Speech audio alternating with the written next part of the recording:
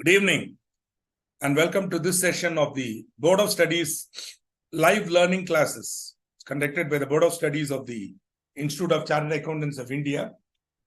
I am Srikant and I'll be the faculty for some of the topics in this topic, corporate and other laws. In this paper, corporate and other laws. Today is the first class. It's nice to see so many people. I think some of you are already attended and are attending again. So I see some of the smileys and all that. So Ms. Divya Kumari, Bhumika ji, Mr. Ramachandra, I think you attended earlier, Jagat, and Divya is again put very good.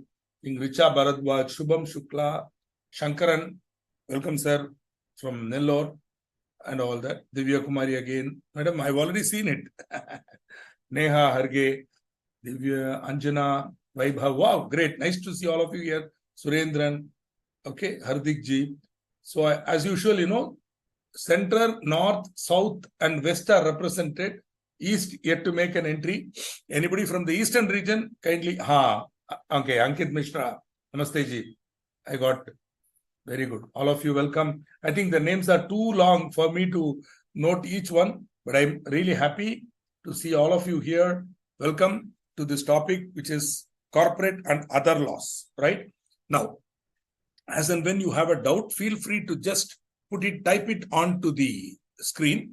I may not see it, I may see it, but I may not respond immediately. So kindly do not think I have not seen it. What you should know is, I'm looking at the laptop, occasionally glancing at my mobile, which is open and kept with the query pad open on it.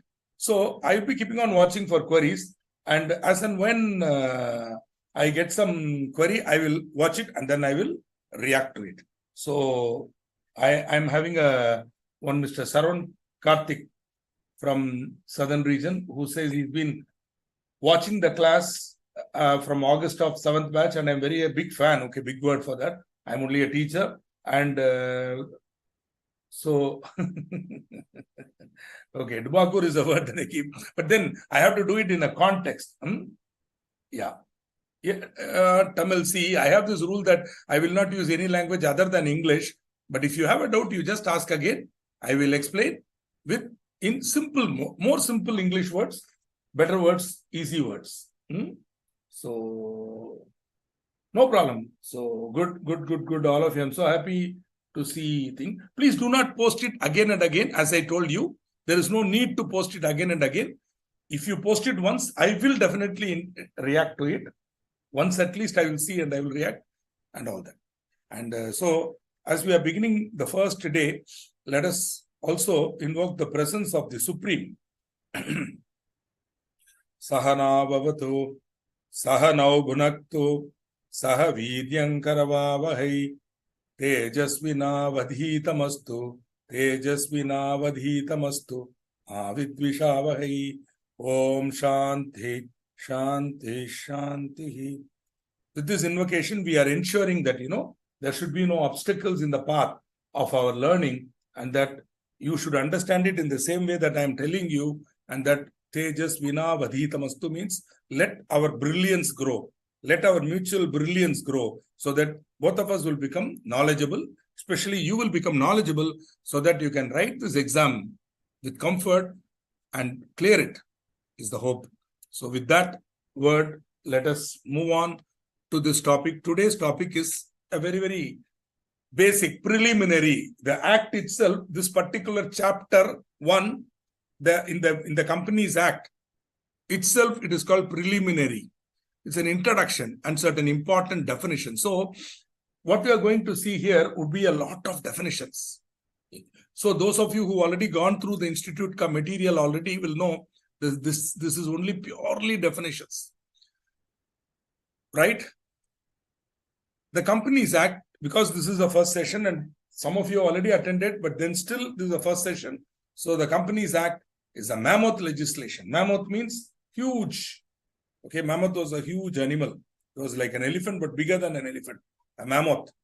The Companies Act is a mammoth legislation containing 470 sections and 7 schedules. These are broken up into 29 chapters, of which luckily not all are in your syllabus. Only 1 to 148 in your syllabus, right? Section 1 to 148 only in your syllabus. To my knowledge, I think 10 chapters are there in your syllabus. Little more, less or more, no problem. However, the basic principles are very few. Once the basic concepts are understood, the details are easy to learn. In the lectures that follow, the material is so arranged as to enable you to remember the details with ease. So I have created these presentations with keeping in mind your need. So you already have the Board of Studies material, which is extraordinarily good, comprehensive. You may want to do one reading from that. Thereafter, you may not want to go there every time. So if you want a quick revision material, I will give you, I'm giving you these notes. Yes, Deep Shrey wants to know whether you will provide notes. Absolutely, absolutely, because this PowerPoint will become a PDF and we will come to you. It will be uploaded in the Board of Studies portal from where you can download it. So kindly, if some of you have my older material, please ignore it because Naya wala hai. So this is a new one. Kindly means there are some changes in it. There are some small changes in it and incorporation, etc. may be even majorly changed. Because as you know, the Institute's new scheme has come. So I'll be giving a lot of inputs based on the new scheme going forward, incorporation, prospectus and all that. Preliminary basically no change except that I've reordered the PowerPoint order in which I'm teaching the topic. So mammoth means it's a big, huge, large, bada se bada. Okay, mammoth, very big. Okay, so that's what it means. Mammoth legislation. It's a huge legislation. Mammoth is basically from an animal, which is basically from a old dinosaur age, it's an extinct animal, which was bigger than the elephant. Imagine 4 times the elephant size. That was mammoth. So corporate and company, we'll talk about that. Rahul ji, you should not be like the Rahul. You should be very smart. So wait, I will tell you. You are Rahul Patel, actually not Rahul Gandhi. So you can, corporate and company and all, I will tell you. Don't worry about that. Okay. So how many days we learn, boss? Bhagwan, I don't know. Okay. God alone knows. Don't be in a hurry. Nothing, some things are not in our hand. If human beings should not tell this much, that much and all. Don't worry. The Board of Studies has a very good timetable that will be given to you. It will be done. No more questions other than subject. Okay. So please don't waste time. Topic has to be covered. No more questions. MCQ session, no. I may not have time to give MCQ, but if I have time, I will give you MCQ, but not for all topics. Definitely not for this topic. But for some other topics, what I will do is I will upload certain questions to you as assignment. Then during the class, we will discuss those assignments. In the class, we will discuss it. Okay, but not for this topic. Boss Rahulji, I told you not, don't put it again and again. Oh, that is going to become a problem. Don't put your questions again and again. Because I'm not answering doesn't mean I have not seen it. It means I have seen it and decided not to answer it till the time comes. When I answer it, I will answer it. Chali. Now, coming to the no more questions relating to, shall we say, procedural things. How long it will take, when you will complete, will you give material, all that over. If at all you want to ask again, ask at the fag end of the session, I will answer it. Not now. In between, only questions on topic. Suniyana, only questions on topic. No other questions will be entertained during the, okay. Maybe a little related to topic, but yeah. Okay, so those who joined late, hold on, wait. This is the first session, so definitely this is the starting topic. So try to be on time. We try to be here by 5:55, 6. And we will start at 6 o'clock.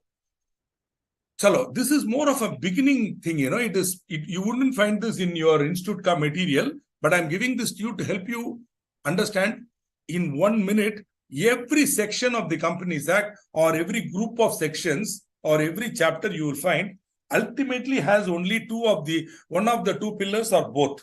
So the entire framework of company law is meant to enable or is meant to provide for or is meant to protect the interest of the investor. Protection of the investor. Investor not only means shareholder. Investor not only means person who has invested means shareholder or member. It also includes future investor also. Potential investor. So the protection of the investor and his money, and protection of the creditors, okay, protection of the creditors and who have lent money. These are the two main. In addition to this, we can also add, in addition, one more, not a third pillar, but a third thing to be considered, okay, which is public interest. Once in a while, public interest, that is going beyond the shareholders and creditors who come in the balance sheet. Are you able to understand? There are other people also. We call them stakeholders. See, for example, environment, CSR, where the society around the company, consumers, vendors. No, these are all people who are interested in this company's long-term growth and welfare. So the entire government, the government is receiving tax in the form of income tax and GST. So the government also has an interest in the company. So when these interests are affected, public interest is affected. So that is also there. But who is the guardian of public interest? Who is the guardian of public interest? The central government. So who decides whether this is in the interest of the public or not? The central government. If you as a citizen feel the activities of a company is against the public interest, you cannot go directly to court. You have to go to the central government, and the central government, after considering it and after calling the information from the company, may decide and may take action. Okay. Such provisions are also there in the thing. Good. So which color pen should be? Seriously, read the rules. Yeah, I don't know. Yeah. Once upon a time when I wrote the exam, I used to use black and blue ink.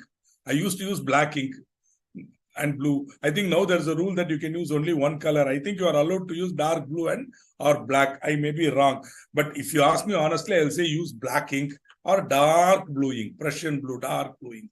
They always work out well. Use fountain pen if you can. Don't use ball pen. See, idea.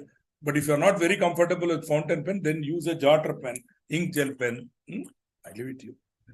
I've got so many pens, I can keep on showing you. Recently, I discovered this, what is this? Pentel Energel pens. They're good. They're good. Blue and black. You can use them. They write well also, I suppose. So it's up to you. Correct. Divya Kumari says central government. Beautiful, beautiful, beautiful. Vishal Pandey, no problem, don't worry. Whenever a topic is important from exam point of view, I will jump up and down and shout. So kindly have a kagas hai na, isme likh dijiye na, completely make a note. Whenever I tell this is important, make a note of it.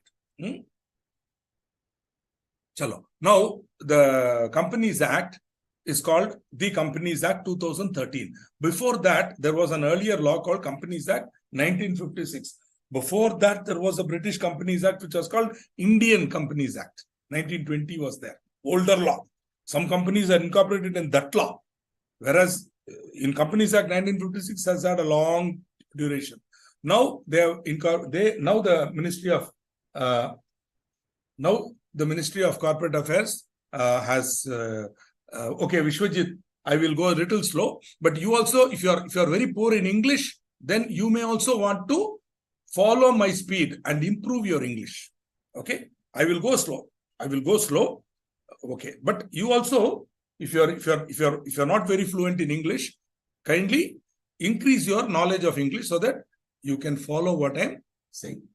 Okay, but your feedback is taken. I will go slow, but even if this speed you are not able to understand, then you will have to go for maybe, I don't know, you'll have to improve your English. Because sometimes, because of my fluency in English, yes, I tend to speak a little fast. So you might want to keep pace with me.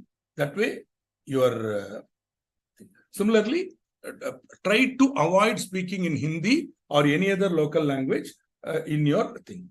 See, Mohammed Khan is asking, sir, आपका presentation read करने से हो जाएगा? No, you need to read the Institute का material also and my presentation. Follow my presentation. Try to understand the subject properly. Then read the Institute material. Then, as a last revision, third revision material, you can use my PowerPoint. See, I can understand Hindi when it is written in English, but I cannot understand. I can read Devanagari, but I find it a little difficult if you type in Hindi. If you type in English, Hindi words in English, to an extent I can understand. To an extent, but try to avoid using vernacular. Please try to improve your English. It's a humble request coming from a teacher to all of you. Please, those of you who are not very comfortable with English, please don't think, you can keep on using vernacular, and one day you will want to use English. At that time, it will be a little too late for you to pick up English. Vishwajit, this is the speed. Is this, now I am speaking at a particular speed. If this is not okay, my apologies to you. Kindly confirm that this speed at which I am now speaking is okay for you. Is this speed okay? Or you want me to further slow down? Then we cannot complete the topic. Okay. So please don't mistake me. So, okay. But I agree. Sometimes I do speak fast, but I will speak slow. But slower than this, I cannot do, Mr. Vishwajit. Okay. Chaliye. Section 1 came into force at once, and the remaining provisions on different dates. And it was a pain. You believe me, luckily you are all in school or whatever, in college. I don't know where you were in 2013. I don't know. In 2013, I don't know where you were. Wherever you were, you are happy, because we underwent torture when the act was passed in Parliament. Then the notifications kept on coming. The act was not fully, announced. It was announced in bits and pieces. But luckily today, 2023, 10 years later, the act has been fully, completely notified, right? Ravneet Kar, quickly, don't copy what I'm showing on the screen. Do not copy what I'm showing on the screen. This is going to come to you as a notes. I will upload it. So don't waste your time copying this. If I say something which is not here of interest to you, then make a note if you want. Okay. Otherwise, concentrate on what I'm saying.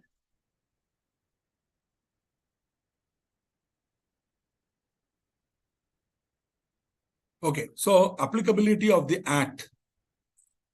This is basically, this Act applies to companies incorporated under this Act or under any previous company law. Meaning, under this Act means 2013 law. Previous company law, 1956. And before 1956, during the pre-independence era, there were many Companies Acts. If you want to have a list, it is there in the 56 Act. The earlier Companies Acts are there. Okay. Including the 20 Act that I was speaking about. So companies have been incorporated under those laws also, which are still existing. There are companies which are 200 years old, 100 years old companies. Okay. These were incorporated. Imagine 56. Okay. There was a company called EAD Parry, which was incorporated before that, before the 56 law. EAD Parry Limited, which is still there. So it is like that. Okay. And insurance companies, it applies to insurance companies. It applies to banking companies. It applies to companies engaged in the generation or supply of electricity. Companies governed by any special law. Okay, like, for example, telecommunication companies, telecom companies, oil companies, energy companies. Now, these are all governed by certain laws. In addition to the Companies Act, special laws are also applicable there. Okay, they are also companies. See, Tata in 1868, Mr. Prince says, absolutely. If you keep doing your research, you will come across many, many companies which are older than the law. Okay, the law is governing companies which are older than it. The 2013 is young enactment. Even the 56 law is a new law when compared to the companies that are being governed by it. Like Tata is one example. So, boss, these important questions you have to stop asking. I am here to teach the subject. I am not here to give you questions. If at all I give you questions, it will come later. Please. No more important questions. And I already told you, please don't ask other than subject in now. This is not the time. I think once you have been warned. Now onwards, any question that does not, because I'm also having Anil, who is saying, please come to topic, sir. Somewhere, it becomes irritating. One man is telling, come to topic. One lady, Hetal Mawani, is saying, important questions you can tell us. It's irritating. No, imagine, suppose you are all talking how I can conduct. So, if you have a doubt on the topic, please put in that query pad. Other than topic related doubt, no more thing. This is my maximum slow speed. Beyond this, I cannot slow down. I will try. And important points when they come, I will definitely give. All companies, whether incorporated under this act or under old law, they will now, as of today, they are governed by the Companies Act 2013. That's what it means. In those days, they were governed by other laws, which have now been repealed. Repealed means they are no longer valid law. When the Companies Act 56 came, all the previous laws were repealed and removed, and only 56 Act remained. When the 2013 Act came, the 56 Act was repealed, but not fully. Certain sections were still retained for certain purposes. Then once the 2013 Act was fully notified, the old law has been totally now abandoned. Okay. So, lastly, notified bodies incorporated by any law, subject to exceptions. For example, as I was telling you, there are certain bodies which were formed by an act of parliament. Classic example is Life Insurance Corporation. Life Insurance Corporation was formed by an act of parliament, absolutely. LIC, because it wanted to access the public by going for an IPO, LIC converted itself into a company. For information, LIC was not a company, it was a corporation. Now, it converted itself into a limited liability company under the Companies Act 2013. Okay, so such companies are also there. For them, special law will be there. But still, the provisions of the Companies Act will apply to the extent, okay, it is prescribed. In respect of companies mentioned in B to E, the Act shall apply except insofar as the said provisions are inconsistent with the provisions of such special act. Suppose there is a special act. For example, insurance companies are governed by Insurance Act. Banking companies by the Banking Regulation Act, like that. Electricity Act. So these laws also provide where there is a conflict, where there is something told in that law and in the Companies Act, that law will prevail. Companies Act, no. So to the extent that if it is inconsistent with that law, Companies Act will not apply. Only that act will apply. Just to give a simple example, insurance companies, there is a separate notification by the Insurance Regulatory and Development Authority, IRDA, for how the accounts of a insurance company should be presented. There is a separate notification and a separate guideline. Based on that guideline only, we have to prepare accounts of insurance companies. Though the broad Schedule 3 format is there, the presentation you have to only take from there. You can't go by Schedule 3. If there is a conflict between Schedule 3 and IRDA guideline will be applicable to insurance companies. Okay, this is what it means. Not all companies are always registered under the Companies Act. As I told you, there are corporations formed by acts of parliament, which as part of privatization and shall we say disinvestment are converted into companies. By again an act of parliament, they will be notified and thereafter they will become companies under the Companies Act 2013. Okay. Once a company may be formed under the old law, but once the new law is formed, the old law, listen to me, is no longer applicable. I mean, you got it? It's no longer applicable. So there cannot be any contradiction between old law and the new law. Are you able to understand? Once the new law, 2013 law has come, the old law, 56 Act, will not apply. So there cannot be any conflict. Please understand, between old law and new law. Whichever act it was formed under, today that company has to comply with the 2013 Act. Yeah. If there is a dispute between company law and special law, then special law will apply to that extent. Where the special law is silent, company law will apply.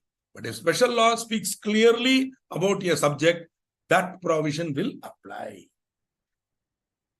Okay. What are the criteria for registering a company under Companies Act is the topic we are going to study in the next chapter, incorporation. At that time, we will teach you. Okay, Saurabhji? Now, we come to the main topic for the day, which is section 2, which deals with definitions. Friends, anything you have to understand, the words and expressions should be clearly defined. As a student of law, remember, every word has a meaning. Okay. Whenever a word is used in a law, that word should be given only that meaning. I repeat, whenever a word is used in a law, that word should be given only that meaning, even though it may not be the same as the normal meaning. For example, later on in the next class, possibly, I will give you a definition of relative. You will be very surprised. The normal meaning relative is different, whereas the meaning given in the Companies Act is totally different, right? So, definitions are very important. So, when we see a word, before we go for the natural normal meaning, we should first check whether this word is defined in this law itself. In the Companies Act, many words, almost 100 words, which are used in the Act are clearly defined. So, section 2 is a definition section. Okay, this is an internal aid. Later on in interpretation, you will learn it is a internal aid. F point is like LIC, which is a notified body. Madam, it's not important from exam point of view, Neelam. Please, believe me. Means these are companies that are formed by Act of Parliament, then notified as companies. Okay. Special law, many laws are there. I told you, telecommunication law is there. Many laws are there. Don't worry. This is not very important. See, you are all asking what is important from exam point of view. No, this is not important from exam point of view. Okay. Okay, Someshji and Neelam. When it is important, I will tell you, you learned that. This is not important. As in this, you should be only worried about A. A is 95% of the companies will come, 90% of the companies will come in A. Balance will come in B, C, D. Not even 1% will come in E and F. So don't worry about that. Company governed by special act. See, often I'm unable to give you anything. I will get back to you on this. Companies is governed by special law. Get back to you on that. Because that way, insurance and banking companies are governed by special law. Telecommunication companies are governed by special law. Okay. Okay. We'll go there. For foreign companies, a separate topic. When I come there, I will tell you about it. Don't. Shall we do one thing? From now on, ask a question relating to something I am telling. Don't jump and ask me. Otherwise, you will take me outside the topic, which I will cover later. Don't worry about it. I will teach everything to you. Don't worry about that. But at this stage, let's not jump. See, because the problem is, topic has to be covered. And there are many students who will keep on saying, don't waste time, come to the topic like that. So how do I will become like the father, son, and ask, whom I will satisfy, you tell me. Foreign company is a separate type of company governed by separate sections, which is a separate chapter for you in your syllabus. When you come there, you will understand what is a foreign company. Similarly, do not ask questions like, do I need to remember all definitions of company law? Don't remember. If you don't want to remember, don't remember. See, you have decided to study for an examination like CA. Can you ask this type of question? You should know at least what it is. Okay, you should. Can any teacher tell you, no, you don't have to remember any definition, like that. But amongst the definitions, some definitions are important. That definitely, for example, private company, public company, holding company, subsidiary company, definitely you should remember. Certain things are not important. But I have noticed students spend more time asking questions on non-important topics. Whereas important, they will waste. They will not remember. I don't know why they do this. Unimportant topic like EF and all, people will keep on asking, tell me. Whereas important topics like private company, public company, holding subsidiary, it will be better if you know by heart. So when the important comes, I will tell you. Please remember that.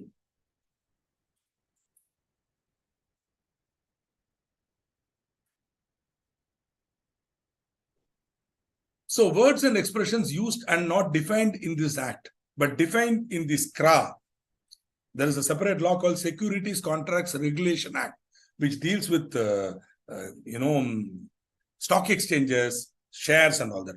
Not in your syllabus. Similarly, Securities and Exchange Board of India Act, SEBI. I'm sure you heard of SEBI. SEBI deals with listed companies. When a company's shares are listed on a stock exchange, that company will be governed by SEBI. Okay. The SEBI guidelines will also apply to that company. In addition to Companies Act, SEBI guideline also will apply. Okay. Listing means, I'm sure you're all aware now, there's something called stock exchanges. There are 2 stock exchanges where the shares are listed. Then you get. If you want to know more about it, either me or some other faculty will teach you when you come to a topic called shares and debentures, share capital and debentures. In that topic, in detail, we'll teach you about stock exchange, dematerialization, listing, etc., etc. Everything will be taught in that topic. Also, there is a law called the Depositories Act, which deals with dematerialization. In case a word is not defined here, you can go for the definition given in that law. Okay. So, in case it is not defined there also, so you search the Companies Act, nowhere in the Act, Section 2, even the body of the Act, nowhere. Because usually, certain words which are defined in Section 2 may be restrictively defined in the section. A word may be defined in Section 2, then later on, in a particular section, they will restrictively define it. That is, they'll say for this section, this word has only this meaning, like that. Or some words may not be defined in Section 2, but they'll be defined in an explanation to a section. In which case, they will apply only to that section. Okay, and nowhere else. It is not in Section 2, it is not used, it's used in the section, not defined, then go to SCRA, SEBI, Depository. They are also not defined. Then go to General Classes Act, which you will be studying as part of your syllabus, I hope. It's there or not, I don't know. There you will find the word may be defined. Even there it is not defined. Then you can understand the word in its normal dictionary meaning. Okay. When a word or phrase is defined as having a particular meaning in the enactment, it is that meaning alone which must be given to it while interpreting a section of the Act. Unless there is anything repugnant. Repugnant means unacceptable, something wrong. Okay, then you can. Otherwise, you have to give the same meaning. If the word is defined in the Companies Act, then even if it is defined in SEBI, you should only take the meaning given in the Companies Act. If a word is defined in SEBI and Companies Act as well, Companies Act will prevail. If it is not defined here, only then you are asked to go to SEBI. Act, law, synonym. Act, law, statute, all are, I may use the word act, I will use the word law, I will use the word statute. All are same. Okay? No difference. Now, we come to definition of body corporate or corporation. Okay. Now, the word body corporate is a general term. Any entity which has separate legal entityship, any entity which has separate legal existence and perpetual succession is a body corporate. Okay. Classic example, LLP, Limited Liability Partnership, is a body corporate. Later on, you will study LLP, where I will say LLP is a body corporate. But it's not a company. It's a body corporate. So body corporate is a bigger term. For example, a cooperative society is a body corporate. Okay. Because it has separate legal entity and perpetual succession. Perpetual succession, you already know. Even if all the members die, the company will go on. Even if all the partners die, the LLP will go on. There is a separate legal entity. So, body corporate is a bigger term. Okay. So, our body corporate is basically an artificial juridical person. Company is one kind of body corporate, right? For the purpose of the Companies Act, they define body corporate and say body corporate includes a company incorporated outside India. Meaning what? Normally, body corporate means any entity which has separate legal existence and perpetual succession. If it has separate legal existence and perpetual succession, it is a body corporate. For removal of doubt, they are saying, hey, a company incorporated outside India is a body corporate under the Companies Act 2013. Meaning what? Though it is a company which is incorporated outside India, it is not forming within the meaning of definition of the word company. It is only a body corporate. It is not a company. If you, Miss Pasala, if you keep quiet and listen, you will understand the difference between body corporate and company.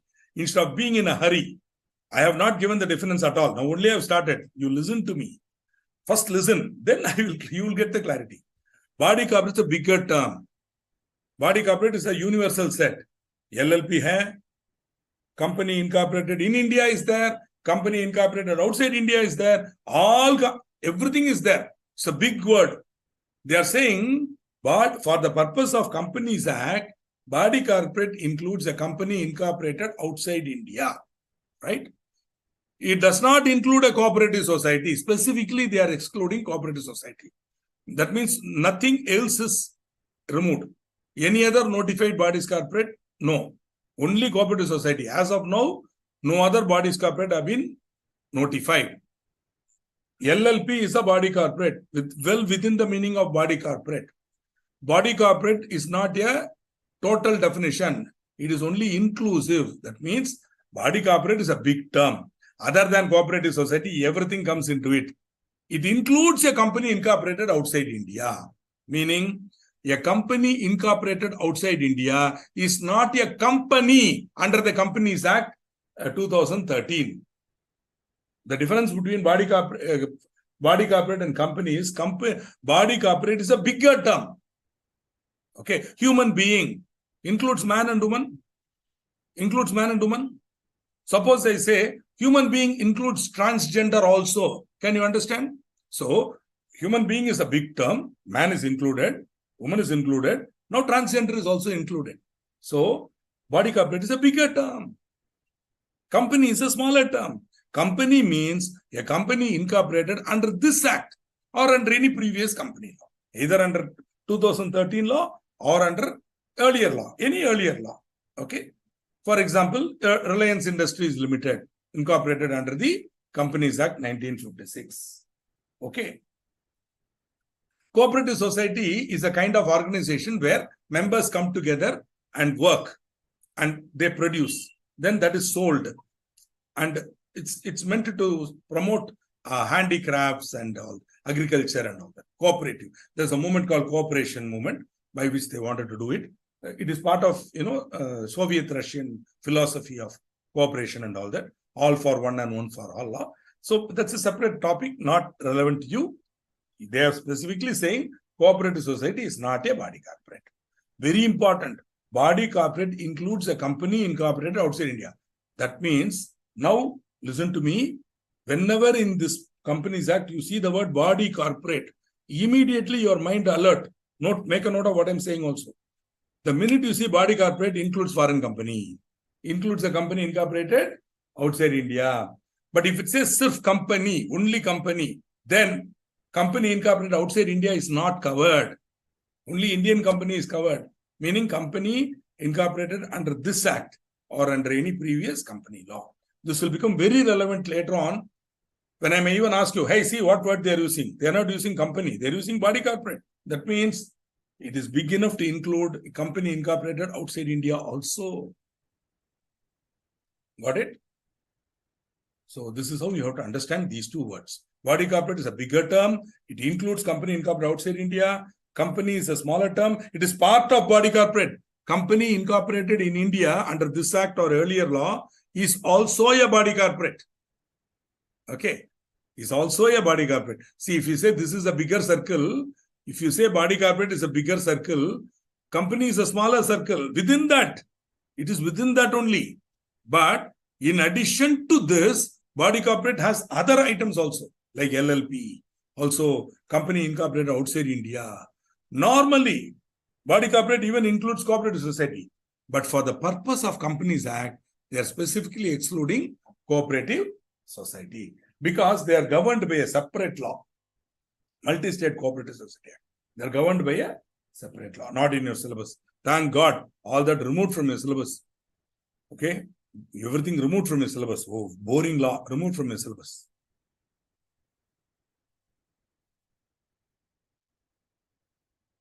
Now, whenever next time when you're reading the company law, any chapter, if you see the word body corporate, immediately become alert. Hi, includes company incorporated outside India. That means foreign company also included. Immediately your mind should relate like that.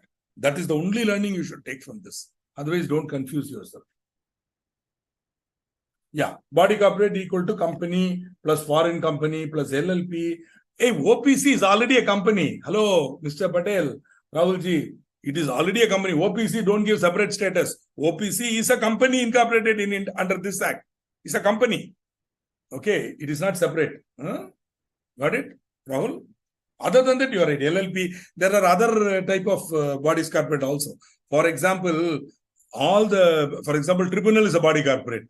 Any entity that can hold assets in its own name, that can sue and be sued in its own name, is a body corporate, separate legal entity.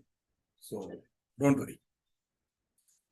So, a company is an artificial person created by a process of law, having separate legal entity and perpetual succession. You know this already, simply reviewing. Therefore, what is the meaning of separate legal entity? Separate legal entity means company can sue and be sued in its own name. When I'm filing a suit against the company, I will not put it in the name of the MD. Represent, no.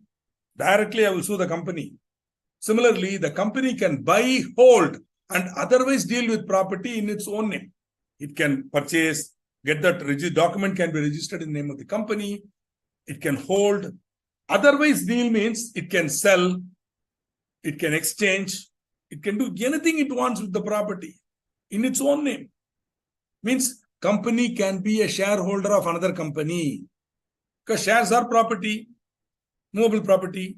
So company can buy, company can hold, company can sell. So company can be a shareholder. One company can be a member of another company. Mohammed Sohail is asking a good question. Partnership, that is not LLP, not limited liability partnership. Pure partnership under the Partnership Act 1932. Is it a body corporate? No. Pure partnership is not, other than LLP partnership, is not a body corporate. Assets are held in the name of the partners. Firm cannot hold assets in its own name. Firm will not be sued in its own name. Remember, if you are the creditor of a firm, you need not sue the firm. You can sue the firm. You can also sue any partner. But company, you cannot do that. If you are going to file a suit, you cannot file suit against shareholders or MD. You can only file a suit against the company. The plaintiff is always the company. In a civil case, when you are filing a suit against somebody, the person against whom you are filing the suit is called defendant. You are called the plaintiff. Okay. So, company can be both plaintiff and defendant in its own name. Partnership is not a body corporate. That is why normally, with one exception, normally a firm cannot be a shareholder of a company. With one exception. Section 8 company, it can be. So before you correct me, I myself will tell you. Section 8 company can be. In Section 8 company, firm can be a shareholder. That's the one exception. Other than that, a firm cannot be a member of a company because it is not a body corporate. It does not have separate legal entityship. Okay. Perpetual succession means that the company will continue to exist even if all its members die. How? The legal representatives will all automatically become the members. So when, suppose everybody dies, even though, see, we may not know who the legal heirs are. I don't care. There might be no legal heir also, in which case government will take over. Whatever. There will be somebody claiming those shares. Those shares, that person will automatically become the member. So even if all the members die, whereas again compare partnership. If all the partners die, automatically firm is dissolved. Even if some cases one partner dies, firm is dissolved. So that is not possible for a company because it has perpetual succession. A company being created by a process of law can be destroyed only by a process of law called dissolution. Okay. So later on when we come to incorporation, we will see how one magic moment when the Ministry of Corporate Affairs allots the company number and incorporates it, it becomes a company. One moment it comes. But dissolve, if you want to destroy, it's not, you have to file certain papers. Finally, the court has to give the tribunal has to give an order, and then the name of the company will be removed from the register. That is called dissolution. Okay. Nominees are also there. In case the shareholders have nominated, nominee will come. Otherwise, legal heir will come. If there is no nominee, legal heir will come. Okay. Whoever it is, there will, even if one member dies, somebody else will always step into that. So members dying cannot impact the company in any way.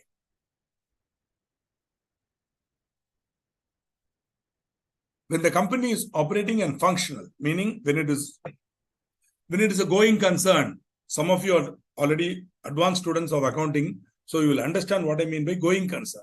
Meaning the company will be existing and running and carrying on business for a reasonably foreseeable period. Not forever, at least for a reasonably foreseeable period, at least 5 years, 3 to 5 years, it will be in existence, then going concern. So long as the company is a going concern, operating and functional, the owners are called members. Member definition is given in 2 subsection 55. Yeah. Dissolved by, earlier it was by court, now it is by tribunal. The power to dissolve the company is now with a body called National Company Law Tribunal. More about it later.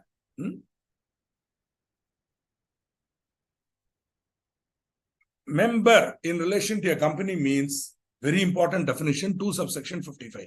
One more thing you will notice is I am not covering the topic in the order of subsections. If some of you are keeping the institute material in your hand and following me, you will be very angry or sometimes very surprised and frustrated because I will not be going in the order. For example, you will be expecting me to talk about abridged prospectus, which is the first definition you have. I will not cover. Kyun? Because it is already, I will be covering it in prospectus. At the appropriate time, I will cover certain words. Some words which are common only we are going to cover now. Some which will be used in all. But some words which are specific, for example, promoter, we will talk about it when we come to incorporation. Okay, like that. So if you feel if some of you are keeping track, some of you are keeping score, then keep ticking subsections as I cover them. Then keep it. Then finally you see all subsections are covered. Don't worry about that. Yeah. So, but why I am covering in this order? For your benefit. Suppose you take the institute of material and start from abridged prospectus and go all the way to unlimited liability company, you will go mad and frustrated. Yeah, I am giving it in the logical order so that it's easier for you to remember and relate. So this, okay, coming to that, liquidation and dissolution. Alag alag hai. Dissolution, liquidation, also known as winding up. The word liquidation. What is the meaning of word liquidation? To convert into liquid assets. Liquidation, solidification means making it solid. Liquidation means making it liquid. In the context of finance and money, liquid means easily transferable. Most liquid is cash. and bank balances. There is money and cash and cash equivalents. So liquidation is the process of converting fixed assets into liquid assets. Finally, these liquid assets in the form of money, bank and cash equivalents are distributed to the owners of the company. Creditors are paid up. This process is called liquidation, also known as winding up. The process of converting the fixed assets and investments at all into money or cash equivalents and paying off the creditors and paying off the owners, closing. That process is called winding up. At the end of the process, the liquidator, the person who is doing the liquidation, will go to the tribunal, file a report. Based on the report and clearance, the tribunal will say dissolve. Once the tribunal passes an order for dissolution, the registrar will remove the name of the company from the register. That is called dissolution. Okay.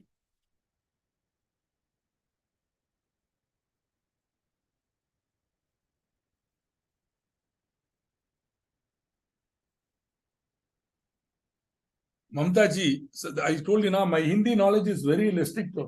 I'm not able to understand what you are saying. Bana Shakti ho jo PPT apne banai hai. I don't know what you're I'm missing something there. I don't know what you're actually saying. Kindly give me in English if you can. So, member.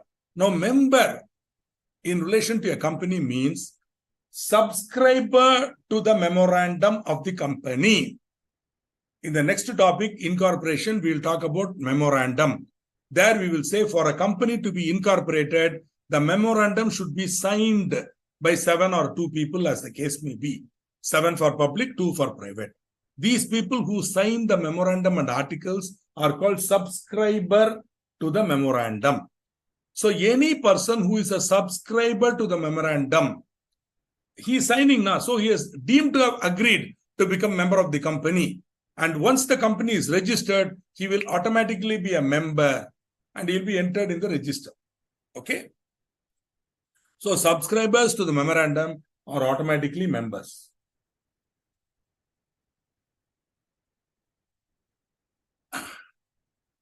Every other person who agrees in writing to become a member of the company and whose name is entered in the register of members of the company.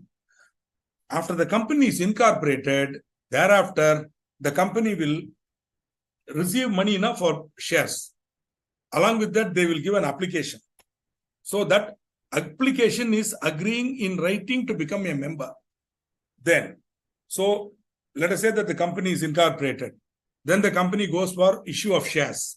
So it says we are willing to issue these shares. Then applications are received from people now that every other person who agrees in writing to become a member and whose name is entered in the register of members. When the application is received, it is an offer. When the board of directors scrutinizes and accepts to allot, when the board allots, that is called acceptance. Once this is over, contract complete, then the name of the person is entered in the register of members. So every other.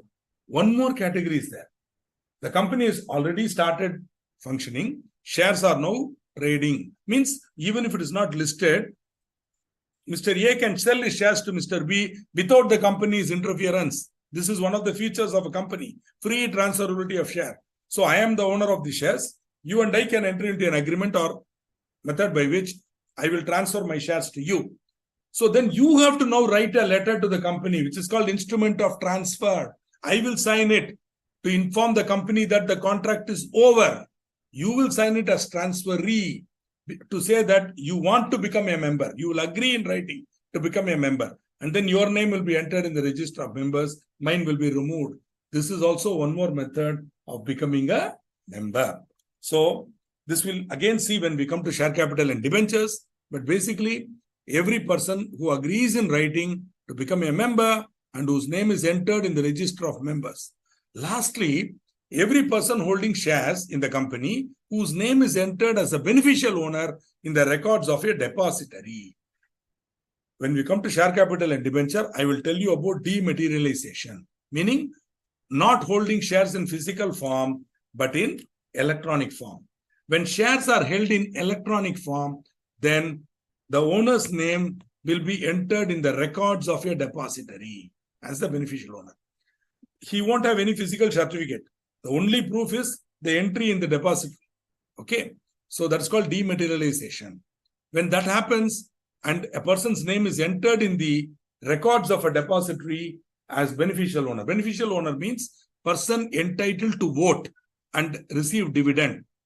The person entitled to vote and receive dividend is called beneficial owner in the records of a deposit, right?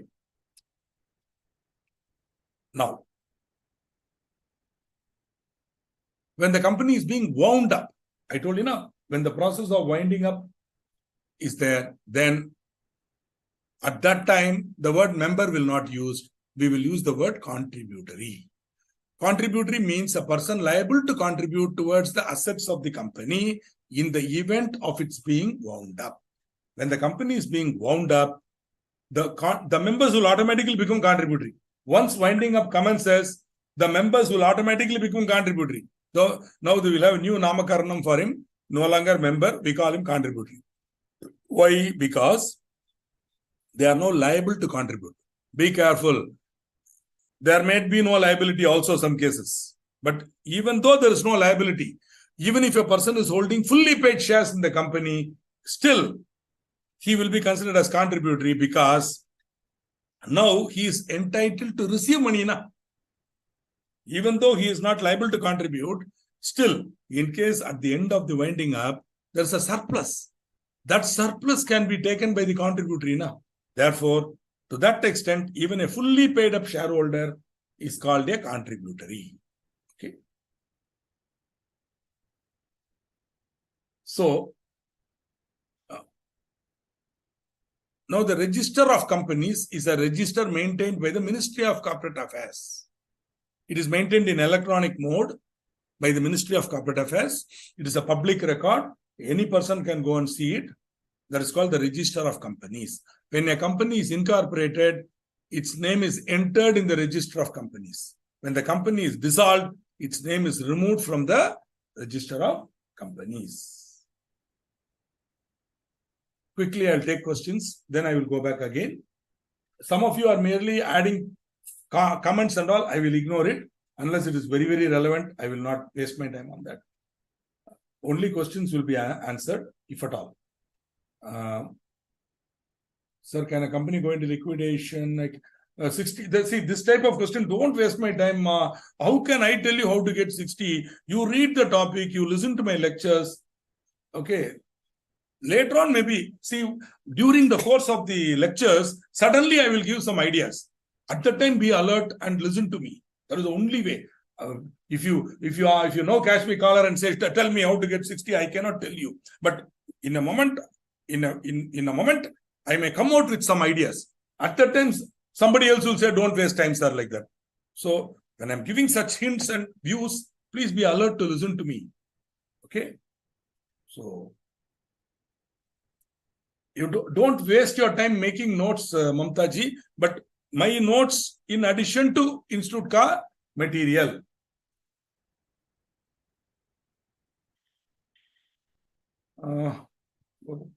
Promoter, yeah, people who sign memorandum are called promoter also. Now, promoter is a very big term. Wait. When you come to incorporation, I'll explain it. Don't be in a hurry. Yeah, subscribe as a memorandum, become member after subscribing. Absolutely correct. When they sign, not only after signing, the company should be registered. They have signed the memorandum, company is registered. Then they become members. Can a member transfer his shares to a convicted person? Yes, he can. Why not? There is no prohibition for a convicted person to become a member. Convicted person cannot become a director. That too under certain circumstances. Convicted person can become a member. Why not, sir? No prohibition. Okay. Will you share these notes? Yes. I will share it on the portal. Sure. Not now. After the class is over, that is on 5th May, inshallah, this preliminary class will get over. Then maybe on 6th, I will share it. Till then, I won't share it. Dematerialized form, the NSDL. More, we'll talk about NSDL, CDSL in detail. Don't worry. Sir, can you explain the second point? See, other than signated to the memorandum, primary market है ना, primary issue. This when you are making a first issue of the share, any person who makes an application for buying the share will become a member. Similarly, later on when the shares are issued, somebody may transfer the shares, na? Then the transferee will become a member. That is what point number 2 means. Depository, if you not understood now, no problem. Later on when you come to share capital and debentures, we'll talk about dematerialization. At that time, you will understand better. Now, how much ever I explain, you will not understand. When we come to share capital and debenture, again at that time, I will tell you. Clearly, we will tell you everything. After incorporation, any person can become member of the company. There is no prohibition. Except minor also can become, but not in his name, but through his guardian. Even a minor can be a member of a company. There is no prohibition. But not in his name, but through his guardian.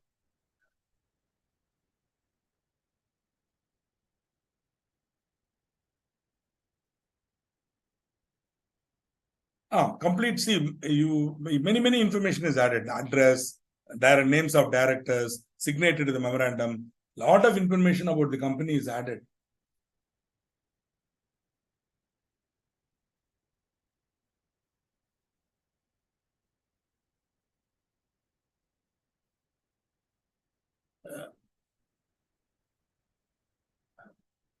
Yeah, see the new syllabus is not very different from the old. The especially Companies Act is almost the same with small changes. So you can study by seeing the old batch also. Yeah, but see incorporation and prospectus, there are changes. So there alone you be careful. Other than that, no problem. You do whatever you want, sir. Read section 2, subsection 74 or section 27. Actually, we refer to this as 255, like that also. If you want to be more specific, you can say section 2, subsection 55, whatever. Or subsection 55 of section 2. How does it matter, boss? One more thing. This explaining again and again, not possible.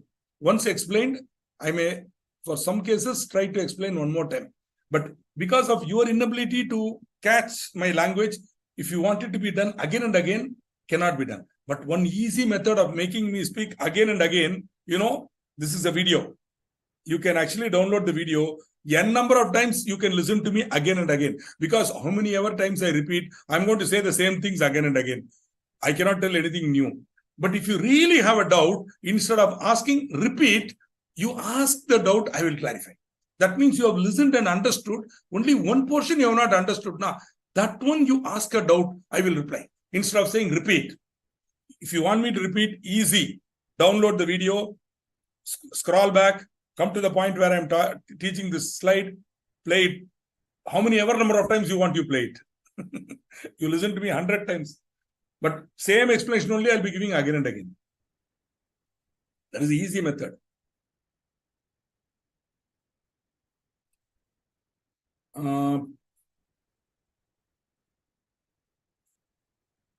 Remember box. I will go at the end of the class. I will teach. I will remember, Miss Rani. I will remember and I will come there. Private company also registered. Yeah, all company includes private company also now. Okay. Can a shareholder? Kaklotar is asking a very interesting question. Can a shareholder be said to be a member? See, in the Companies Act itself, there are a few sections that use the word shareholder. But there is a subtle difference between member and shareholder. Member is defined in the Companies Act. Shareholder is not defined. Shareholder generally understood means any person who is holding shares is a shareholder. Any person who is holding shares is a shareholder. Meaning, I have purchased the shares or I have received the shares in some manner. I am the shareholder. But I may not be a member. Why? Because, see, I might have purchased the shares from you, but I may not have sent it for registration in my name. I have purchased the shares. I am the buyer, but I have not sent the information to the company. I have not sent my instrument of transfer to the company. So, though I am a shareholder, I am not a member. Are you able to understand? In the same way, the person who sold the share, he is no longer shareholder, but his name is entered in the register of members. To that extent, he is a member. So, there are three categories of people. Pure member who is also shareholder. Then there is the guy who transferred the share, but his name continues to be in the register. That fellow is a member, but not a shareholder. The guy who purchased the share, he has not changed, he has not informed the company. So till such time, he will be a shareholder, but not a member. So there is a slight difference between shareholder and member. But normally we use the word synonymously. But if you want to be very legal, very particular, I humbly suggest you use the word member. If you're writing legally, especially if you're writing an answer in the exam, please write member. Do not use the word shareholder, because shareholder is a loose term, whereas member is very clear. A person who has applied in writing and whose name is entered in the register of members, or who has been updated in the records of a depository. So, best.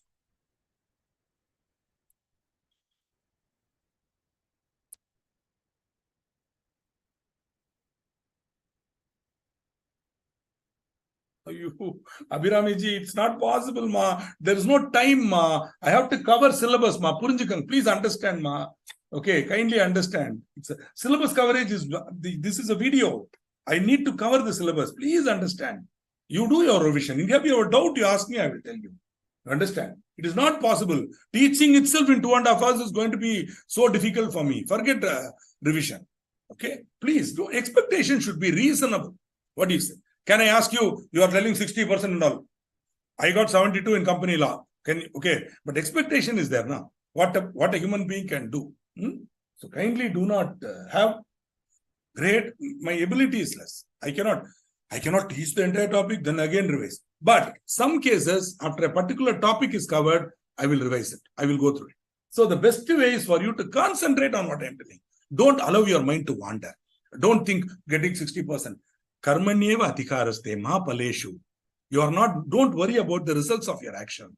Only concentrate on the performance of the action. Do it with perfection. Automatically the result will come. This is the secret. Okay? Do not think 60%, 70%, 80%. No. Think. Listen to Srikanth. Listen to the teacher. Remember well. Automatically do the job at hand. Don't worry about what is going to come in the future, how I'm going to do. All that revisions are all that.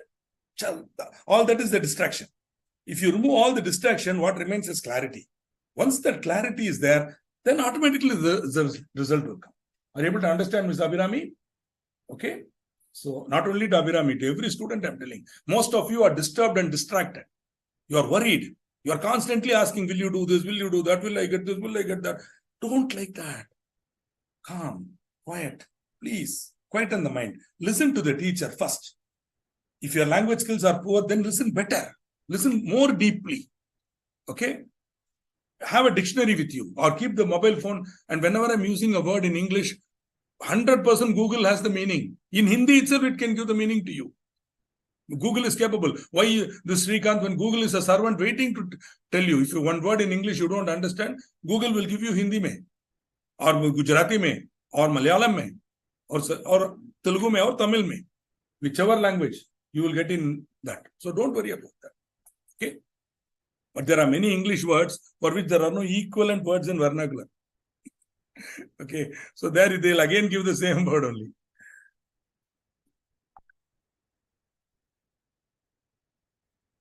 First of all, in the Companies Act, we do not use the word clause. Rashid, in the Companies Act, we do not use the word clause. We use the word section. Why you don't ask me? In Companies Act, these are called sections, not clause. And this is not subclause. This is subsection. Section 2, subsection 74.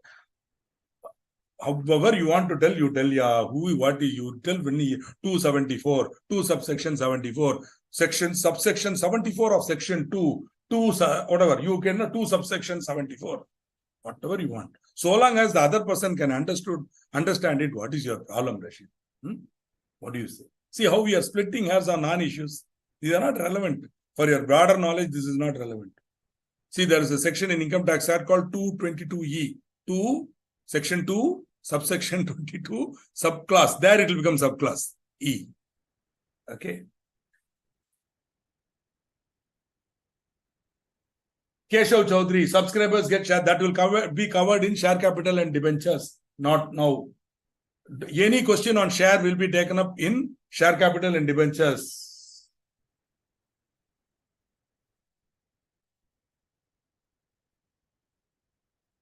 Two or more persons can become a joint member. Yes, they can become joint members.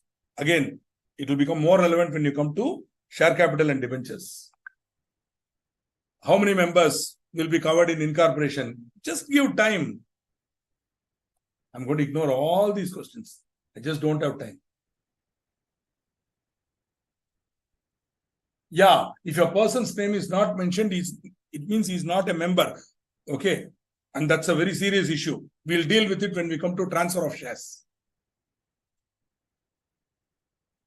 But members and board of directors are not the same. Members are owners of the company. Board of directors are not owners. They are only people who manage the affairs of the company.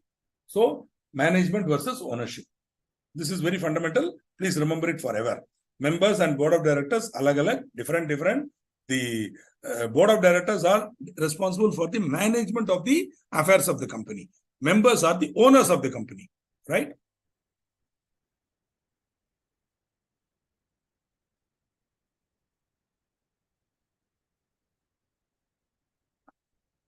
In how many years you become CA? You are asking me. I became a chartered accountant when I was 21 years old. Okay. I joined from the time I joined the course. I completed the course in 2 years and 9 months. Okay. Since you asked, I'm telling this.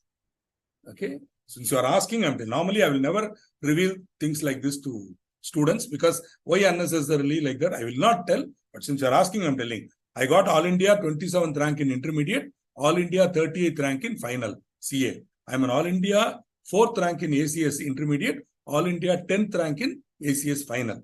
This is for your information only. Doesn't mean that I'm intelligent, doesn't mean that I'm great. Even if people have not got rank, they are still intelligent. I'm not saying rank holder is intelligent. I'm only saying for the record, this is my background. Okay. So listen to me when I'm talking. Believe me when I'm talking. Okay. So don't, since you're asking the question, I'm telling. See, Amulya Parikh is telling, let's continue.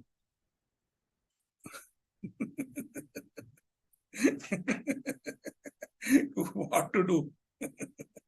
Okay. Anyway, I'll somehow take this topic. The English East India Company was chartered on 31/12/1600. It is the first ever. Deep Shah is telling I was lucky. Sir, once if I get rank, I'm lucky, sir. Second time I get a rank, I'm lucky, sir. Third time also lucky, huh? Fourth time lucky, huh? No, sir. There is a process. It's not lucky. Luck is different. Once is luck. Twice is luck. Maybe twice. 4 times. Okay. It's a process. If you can learn that process, good. I cannot teach that process in this class. But I just want you to know that there is a process. Please do not ever again use the word luck. Make your own luck if you can. Okay. Luck is too risky. If you're going to depend only on luck, no. There's a process, clarity of thought, mind, maturity of mind. If you have all that, yes. Okay. So then anybody can do it. You don't have to be lucky. Okay. Anybody can get 4 ranks, 5 ranks, whatever you want, you can do. Not if you're going to be frustrated, not if you're going to be arrogant, not if you think you know everything. No. Such people can never. Only people who are humble, only people who are conscious can do it. Okay. Chalo. The English East India Company was chartered. Why I'm giving this? Just as a matter of interest. English East India Company was the first company in the world. First company in the world. Before that, there is one company in France, but nobody has the record. The first recorded company in the world was formed in England, the English East India Company. But the English East India Company, though 1600, the Dutch East India Company came in 1602. The shares of the Dutch East India Company were traded on the stock exchange. Okay. That was the first company to have its, and the Amsterdam Stock Exchange was the first stock exchange in the world. Okay. Why I'm making this? Because that one single invention of stock exchange enhance the ability of joint stock companies to attract capital from investors. Earlier, partnership, there was unlimited liability, always a fear, and only rich people could enjoy the benefit of commerce. Now, because of companies and shares, even a small man could invest a little bit in a company. His savings, he could invest there. This is one of the greatest benefits of the company form of organization. And see, the London Stock Exchange came after the Amsterdam Stock Exchange. Okay. And so in 1612, the Dutch Stock Exchange became the first corporation in intercontinental trade with locked-in capital and limited liability. Though, of course, see, because the English East India Company was chartered. Are you able to understand? Whereas the Dutch East India Company was formed under the law, like our companies in India. Right. Now, having said that, we are going to go to certain types of companies, which, so we said, limited liability company, liability is limited. Now, whose liability is limited? The liability of the shareholders, the liability of the members is limited. The liability of the company is not limited. Please understand. Meaning, company should pay as much as it owes. The company should pay as much as it owes. Whereas the shareholders or members are liable to pay only as much as they have agreed. Company is liable to pay. Whatever liability is there in the balance sheet, company is liable to pay. If assets are not sufficient, that is nobody's problem. Whatever is stated in the liability side of the balance sheet, outside liability, company has to pay. If assets are not enough, that is insolvency. But the member who has agreed, he is liable or she is liable only to the amount, if any, agreed and remaining unpaid. Now, company limited by shares, 2 subsection 22. The liability of its members is limited by the memorandum of association to the amount, if any, unpaid on the shares respectively held by them. So, if 10 rupees share, if any amount is still not called, still unpaid, the liability of the member is restricted to that amount only. Right, sir? Company limited by guarantee. Now, here, the liability of the members is limited by the memorandum of association to such amount as the members may respectively undertake to contribute to the assets of the company in the event of its being wound up. So, at the time of incorporation, they won't give any money. They won't subscribe anything. But in the memorandum, under the subscription clause, they will say, I hereby agree to pay 5 lakh in case of winding up. Like that, they will write. So, total will come to say 50 lakhs. This means, if the company is going normally, no problem. So long as the company is running, no problem. But when the company is being wound up, then each person should pay the amount that they have agreed in the memorandum to pay in the event of winding up. So, why is this preferred? I'll tell you. This type of company will not be engaged in commercial activity. Later on, when you see Section 8 company, we will see that a company can be engaged in social activities or charitable activities or economic activities, in economic development. In those cases, such companies, they will not need capital. Because government may be giving grant or donations may be coming, etc. So initially, they won't need any money. But in case the company goes into winding up, then the first 7 people or whoever, whatever they have agreed, they have to contribute that at that time. The idea is to give the company some credibility and say, hey, this company, don't worry. You run this company. In case there is any problem and it's wound up, I will pay 5 lakhs. He will pay 10 lakhs like that. So that is called company limited by guarantee. Now, a company limited by guarantee can also have share capital. Are you able to understand? So a company may be purely limited by shares or purely limited by guarantee or limited by share guarantee and having share capital. So there will be some share capital subscriber. In addition to that, guarantees also will be given. Nothing wrong. I assure you, if the company is limited by guarantee, whether with or without share capital, it will not be commercial. It will be only social purpose. Okay? Some social purpose only. Company limited by guarantee. If you want to have a commercial activity, better to go for company limited by shares pure. Lastly, you have unlimited liability company. See, you might ask, who will form unlimited company? Okay, that is, there is no limit on the liability of members. Nobody will want to form, nobody will, even if somebody wants to form unlimited company, people may not want to become members. But suppose somebody is giving a proposal and saying, hey, this is going to become unlimited liability, or we are going to form and somebody is interested, they can go ahead and do it. The provision is there in the Companies Act. But seriously, I don't see any benefit of unlimited company. One more thing, sometimes a partnership firm where the liability is unlimited, a partnership firm, at the time of winding up, they may want to get wound up under the Companies Act. They may want to get wound up under the Companies Act, in which case they will be treated as unlimited company. Okay? Unregistered, unlimited company. Right? They are called unregistered companies. Unlimited company. Again, students generally tend to break their head on unlimited company. They will keep on asking questions on unlimited company. But unlimited company is not at all important from exam point of view. Okay? Don't waste your time on unlimited company. It is not important from exam point of view. Now read this question. Yeah. Can a company be limited partially by shares and partially by guarantee? Yes. What happens if the guarantor dies? Good question. What happens if, see, suppose I have entered into, Mr. A has entered into a contract with B, any contract.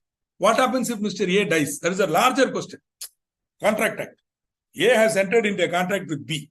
See, guarantee is also a contract, na? Mr. A has agreed to contribute in the case of winding up. That is a contract. So, A has entered into a contract with B. A dies. What will happen to the contract? Please understand, contract will not die. In case that gentleman has got assets, when he dies now, there will be something called estate. There will be something called estate. Means when a person dies, all his financial and other assets will belong to what is known as estate. Then that estate will be administered. Legal heirs will be given money. Now, before that, all his liabilities, including contractual liabilities, are to be settled out of the estate. But if there is nothing in the estate, nothing, that's all what to do. But if something is there in the estate, then the estate can be sued. Are you able to understand this? When somebody dies, all the property assets will not automatically go to the legal heirs. It will become part of the estate. Then if there's a will, then the executor will be there. Otherwise, one of the legal heirs will become the sort of person managing the estate. Before taking the money, he should settle all the debts. So any creditor can come and claim. So the company can also claim, hey, this guy agreed. But again, remember, Mr. A may die, but the company may not be wound up. Are you able to understand? So at the time of winding up, if A's estate has been fully administered, nothing. What somebody may do intelligently is they may say, hey, A has died, but his estate has got money. To the extent of his guarantee, you keep it. Whenever the company is wound up, he has to pay like that. It has to, but that is again up to the company to go and claim. OPC is not unlimited liability company. OPC is limited liability company, private company. Okay, OPC is not unlimited liability company. No. Okay, there is no unlimited liability. Okay.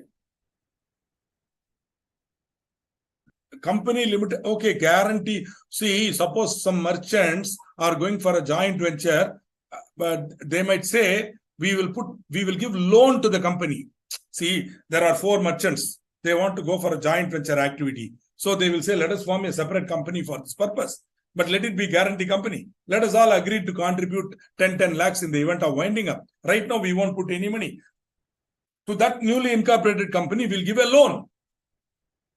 With that loan, we will do business. We will take interest. Whatever profit is there, we will take dividend. You understand? May happen. May happen. Nothing wrong. So extreme example, since you are asking, I'm giving. Reality, it won't be like that.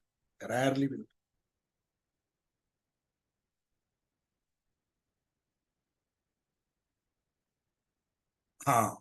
Deepak. I was wondering, who is this Deepak?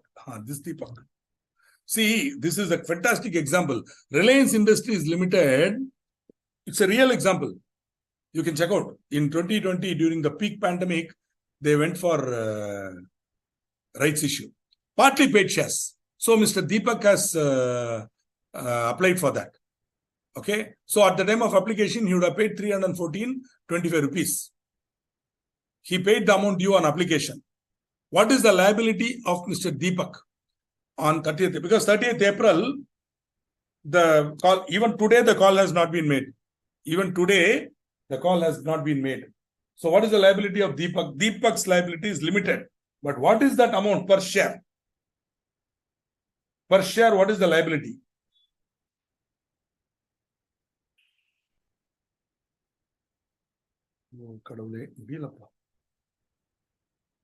Guarantee means a promise given that in case something happens, I will pay.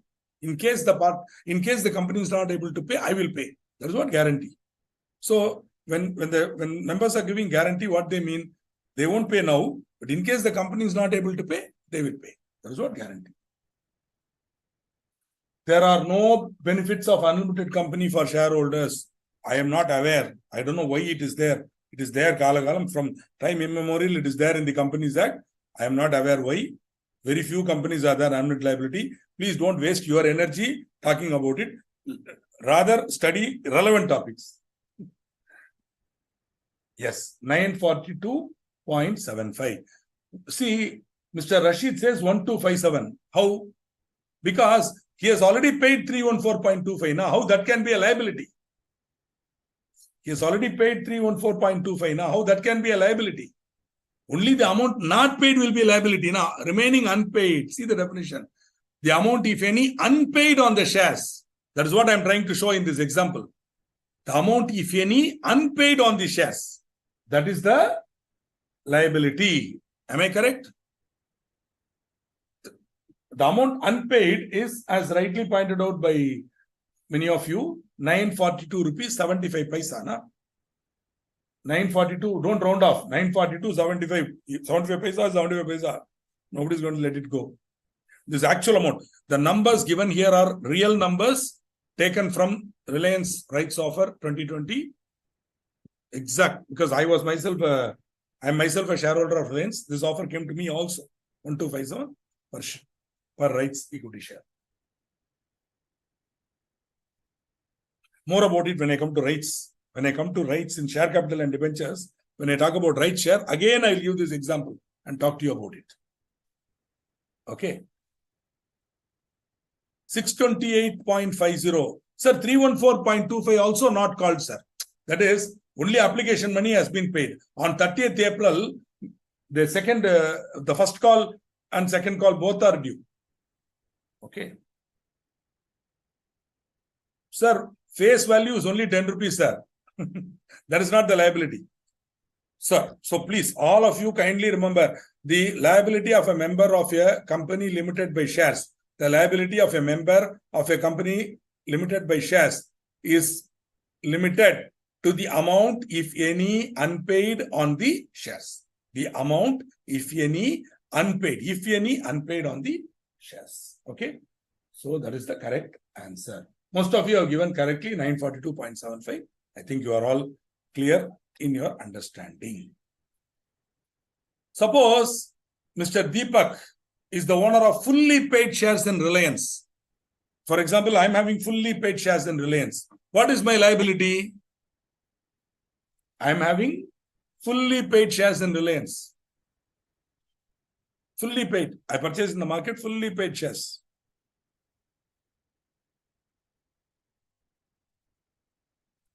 Fully paid shares, what is the liability? Nothing. Zero. Why? Because there is no liability. Now, what is due? There is no amount unpaid, Baba. Everything is paid. So there is no liability. No liability on fully paid shares. See, one more thing. Face value means this is the amount which is called face value. That is, all companies, when they issue the shares now, they will issue them at 10 rupees or 1 rupee or 100 rupees. That is called face value. But on that day, remember, for example, Reliance Industries will have reserves and surplus, will have valuation, will have ability to earn profit in future. So the market will give them some price now. So the market price of the share is a kind of value, or we can also determine the value of that company. So that is called valuation. So that valuation will be much, much more than the face value of rupees 10. So the face value of a share of Reliance is 10 rupees. But on that day, the market price was 1,400 plus, something if I remember. On the day, when they offered it at 1257, it was 1,400 plus. So the face value is important. That is the price at which the shares are originally issued. Okay. That is called nominal value or face value, right? So, okay. So please remember, on fully paid shares, there is no liability, zero. On partly paid shares, the amount unpaid, balance to be paid, that is the liability. I know this is very fundamental knowledge. Still, for removal of doubts, I'm covering it here so that you will not have any doubts. Okay. For a sole proprietor, see what I will do. The time now is 7:30. I will cover another 15 minutes, then give a break, then go until 8:30. Okay. For a sole proprietor, capital is a balancing item. It is excess of assets over liabilities. Assets minus liabilities equal to proprietor's capital, accounting equation. A sole trader can withdraw the capital of the business. In other words, the capital of a sole proprietor can become negative. This will not affect the creditors. Why? Because sole proprietorship has unlimited liability. Even if the business does not have any assets, I can file a suit against the proprietor in his name and attach his personal assets also. But company, no. The same principle applies in the case of partnership. Here, like I need, instead of one man, I have 3. I can proceed against any of them. The entire liability of the firm can be, I can file a suit against even one partner, because partners are liable jointly and severally. You studied this in either college or in,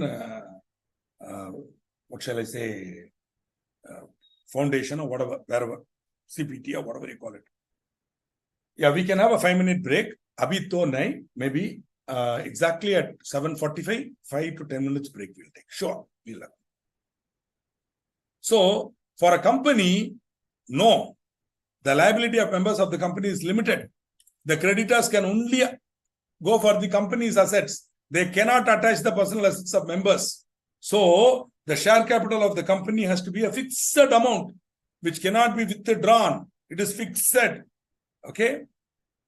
The capital of the company is called share capital. It is divided into smaller units called shares. See, so the price, the amount per share mentioned in the memorandum, if you want to know, sir, where can I find the nominal value or face value? Simple. Go to the memorandum. There in the capital clause, you will find the share capital of the company shall consist of 5 lakh shares of rupees 10 each. Or the share capital of the company shall be rupees 50 lakhs divided into 5 lakh shares of rupees 10 each. So, the 10 rupees is the nominal value. The company's shares may be sold at price higher than the nominal value. Any money received in excess of the nominal value is called premium. How to deal with the premium? We will see it when we come to share capital and debentures. So basically, the capital of the company is called share capital. It is divided into smaller units called share. So share means a share in the share capital of a company and includes stock. Okay. What is stock? You are going to now get totally involved in this, and you're going to get worried, but I'm going to explain to you what is stock. Listen to me. Listen to me once, enough. It's not important. Still once I will explain what is stock. See, sometimes certain shares will be traded in huge volumes in the market. Huge volumes. So there what they will do, instead of having 10 rupee share, they might combine 10 rupee shares or 100 10 rupee shares into one unit called stock. So when I combine 10, the shares will be only nominal value 10 rupees. But for trading in the stock market, we will convert it into stock. Meaning 10 shares of 10 rupees each will be combined to form one stock. Or 100 shares of rupees 10 each will be combined to form one stock. Now, that way, it will be easier for us to trade. When I'm buying Reliance, instead of buying 1 lakh Reliance, I can buy 1,000 stock. Meaning, I will get 100,000. 1,000 into 100, I'll get 1,000. One stock is equal to 100. So, I'll get 1,000. So, I need not place orders for higher numbers. Easy for trading. So, in some cases, companies may convert their shares into stock. Okay, here comes the point. No company in India has converted its shares into stocks. No company. There is a provision in the Companies Act for conversion, but no company has converted its shares into stock. Therefore, don't worry about stock. It is not important. The provision is there, but no company as of today has converted and will not convert also. Why is it done? For ease of trading. It's easy to trade. When you do it in bulk, it is easy to trade. That is okay. Yeah, stock is a bundle of shares. Okay, beautiful. You have understood it. So no more wasting time on stock.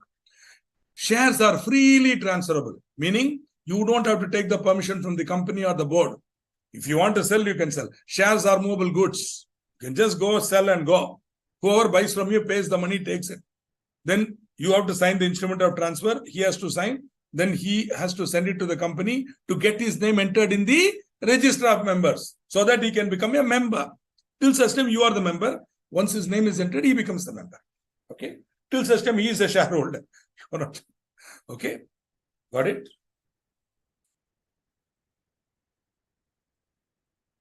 Shares can have different value, madam. For example, today the shares of Reliance are quoted at 2,340 rupees. Check out. Go to Google and just type Reliance share value. Means this is the price at which Reliance shares are being sold and bought in the stock market.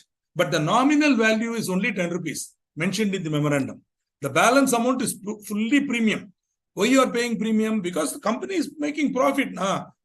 At the time of incorporation by Dhirubhai Ambani, one share was worth 10 rupees, madam. After that, the Reliance has done so much. It's such a huge company. Can the share still be only 10 rupees? No.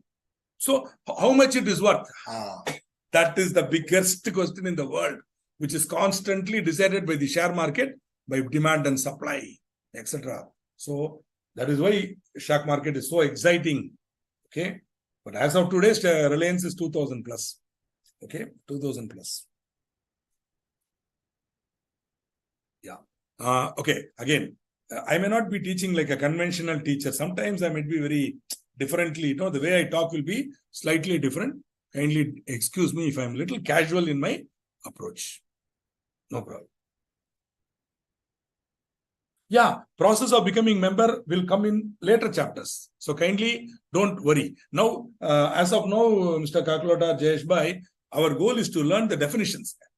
The actual, you mean to say, there are so many chapters we are going to cover after this. So, everything cannot, see, what is happening now, I am telling Ramayana, I am not telling about background of Ramayana, how all the devas went to Vishnu, said, please come and protect us, all that. Still only starting, and Dasharatha is just now going to do Putra Kameshti Yajna. Just starting. You are telling, sir, when will Hanuman go to Lanka? When will Ravan come? Hey, yaar, it's going to come. Don't worry. As of now, this is enough. First, I have to explain the background to you. That is what is happening here. Can I become a member of an OPC? No. OPC can have only one member. If there is already an OPC, there is one member. If you purchase the shares from him, you will become member. He will not be a member. Only like that you can become member of a OPC. Are you able to understand? So OPC is a different purpose. You cannot become a member of OPC. OPC means one-person company. At any time, only one person can be a member. So how you can become member when already one person is there? If he sells to you, then you have to become. No, two people cannot be member of one-person company. Na? What do you say? So, yeah, who has that question? Can I become member of OPC? Samina. Samina ji, why you want to become? You form your own OPC. Ma. Why you want to become member of somebody else's OPC? You form your own OPC. Samina OPC. Straight away open. You will be the only member there. More about, in detail, I will tell you how to form an OPC, the rules and regulations and all in incorporation. 2,318.40. Oh, today price. Yeah, I'm very happy because my cost of holding Reliance shares is 0. So I'm very happy to know that. Thank you very much. 2,318.40.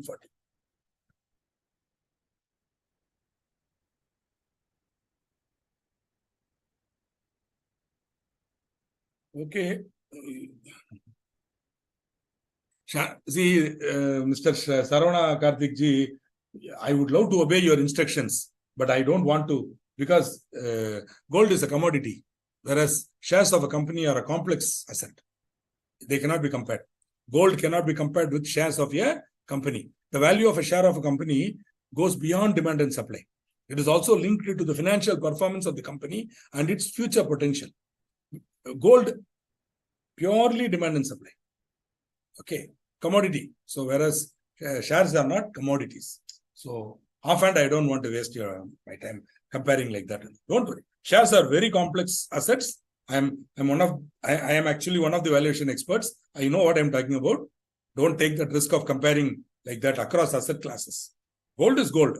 Yeah, in both cases, the prices are going, but not comparable. You understand, G? You understand what I'm telling, Saravana Ji? Don't compare like that. Gold is gold. Gold price is also going up. But that way I cannot compare. Gold is a different asset class. Shares are a different asset class. Okay. You have to be very, very careful. You're going to become a member of my institute, chartered accountant. So be very careful when making statements. Now, think and then make statements. It's easy to make general statement. This type of statement, non-chartered accountant can make, but a CA should not make. Okay. Gold, no. I mean, I'm not teaching nursery school, yeah. I'm teaching potential chartered accountants. So I cannot oversimplify the topic also. Shares are a very complex asset. Shares means you are a right of ownership in a company. So to an extent, the value of that share is dependent on that company's performance. So many perceptions are there. That is why it's a very complex asset. So easily we cannot value it. When I bought Reliance in those days in 2002, I think I bought it for 250 rupees or something. Then these fellows kept on giving bonus, and then those two brothers fought, and then one of them gave four shares. I immediately sold it. I got straight away $1,000 per share, by which my entire holding is now at 0 rupees. Okay, so and Saravana, don't get upset, but be careful. That's all I'm telling. Be careful because you are getting into professional course. Professional course, we have to be very, very careful in how we use the words. Okay. In fact, here is a clue, Abhirami clue, how to become 60%. Go in depth into the subject. Do not do casual reading. Understand the essence of the topic. And then when you write the answer, the difference will be seen by the examiner. That the person writing the answer is a knowledgeable person and not mug up and vomit. Mug up and vomit, you cannot get 60. Understanding, with perfect understanding, you can get 70, 80. For that, you should apply your mind, not simply casually argue, wasting time and all. Apply your mind. Know the essence of the subject. Okay? Here the essence is share capital of a company is limited by shares. The liability of a member is restricted to the amount unpaid on the shares. These are the essences. Understand that. Based on the liability, based on the situation or based on the position, company's share capital can be divided into many, many categories. These are all defined in the Companies Act, 2 subsection 8, 250, 286, 215, 264, like that. Basically, authorized capital. This is also known as nominal capital. Such capital as is authorized by the memorandum of a company to be the maximum amount of share capital. This amount, authorized capital amount, will be mentioned in the memorandum. This is the maximum amount up to which the company can issue shares. I told you, in the memorandum you will find the share capital of the company shall be rupees 50 lakhs divided into 5 lakh shares of rupees 10 each. So this is the maximum amount up to which the company can issue shares. Within that maximum, the company will issue shares. Means the company will announce that these shares are available to the public or to shareholders. So if you want to become a member of the company, you can apply for these shares. So issue means making these shares available. So issued capital means such capital as the company issues from time to time for subscription. Issue means public announcement or private announcement. Listen to me. Issued means public announcement or even private announcement, saying these shares are available. If you want, you can apply. See, even when I'm sending a private placement letter, I will not say I'm offering these shares. I will say company has decided to issue 5 lakh shares. So in case you want to apply, you can apply. The application form is enclosed. So issued means we are informing the persons that it is available. Subscribed capital means that portion which is for the time being subscribed. Meaning what? Applications have been received from the public or from those people to whom you sent the letter. Suppose you sent a polite letter to friends saying, hey, I have floated a new company. Shares are available. In case you want, you can buy. How many shares? About 10 lakh shares are now being offered. So your friends start sending money along with application form. That is called subscribed capital. Once you receive that, immediately you'll have a board meeting. And at the board meeting, you as the board of directors, you and the other directors, you will allot the shares. Once the application is received and the allotment is made, the share comes into existence. Are you able to understand? The shares are now belonging to X. Okay? He becomes a member. His name is entered in the register of members. Now the shares become movable goods. They can be sold. Okay? Point is, till the shares are allotted, the shares do not come into existence.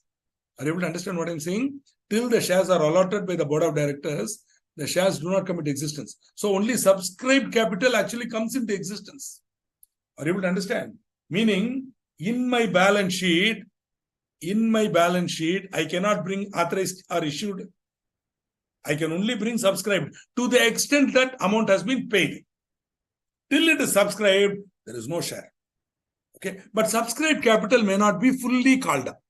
See, I might say I am ready to allot 100 shares of 10 rupees each. But now you don't have to pay 10 rupees, you pay only 5 rupees. That means subscribed capital is 10 rupees, but called up is only 5 rupees. Meaning only a portion of the subscribed capital has been called up. Nominal value is 10 rupees, but I have called up only 5 rupees. So the called up is only 5 rupees. Balance is called uncalled capital. 10 rupees is the nominal value. Out of that, only 5 rupees has been called up.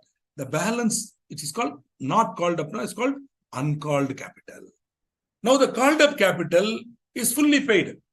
It's called paid up share capital. This is what will come into the balance sheet again. The paid up share capital will only come into the balance sheet. Everything else is only information. In the Schedule 3 balance sheet, you will find notes on accounts, share capital. There you will find authorized capital, issued capital, subscribed, called up. Only paid up capital will be present in the balance sheet order. To the extent I have received money. It is also possible that some fellows have not paid the call or paid the money, in which case that amount will be called calls in arrears and that will be reduced. Okay. It is also possible to have calls in advance. About that, we'll talk when I come to share capital. Calls in arrears also we'll deal with it when we speak about share capital and debentures. Now, my dear friends, let us have a small break. Toy, no break. I am not breaking toys, Pritamji. No requirement. We'll have a small break. 5 minutes, maximum 5 to 10 minutes for a biology break. In the meantime, those of you who don't want a break, like Pritam, kindly read this problem and tell me.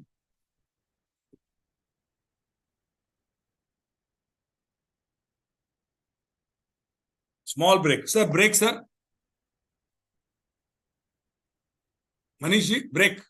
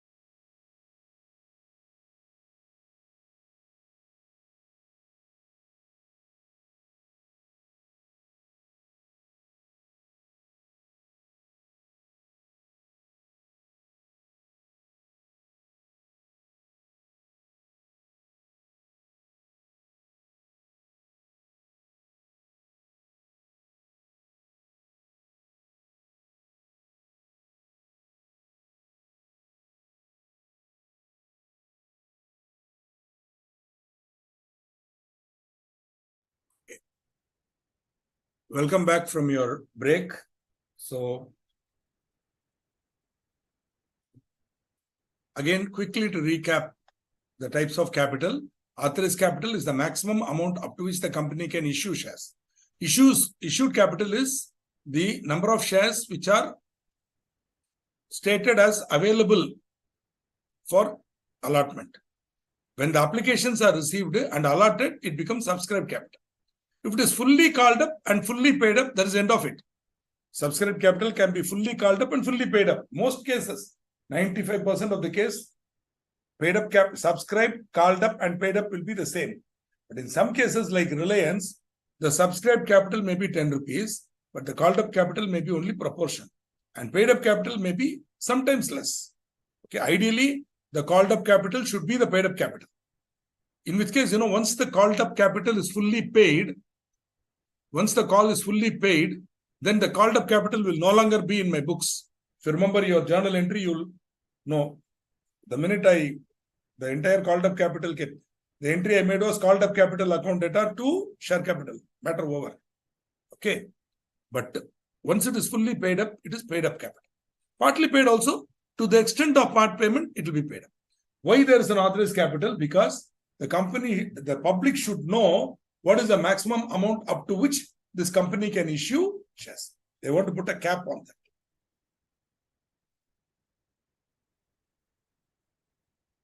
that. Before I go into the topic, just quickly, I'll take these questions. There are better not to refer to any books for company law. Already it is overloaded. The theory is overloaded. In Board of Studies ka material is very, very carefully prepared, very user-friendly. In addition to that, the faculty in the Board of Studies are also preparing revision material for you. They are also giving you material in very nice visual form they are giving you, which you can download from the BOS portal. So no need for any books. Okay.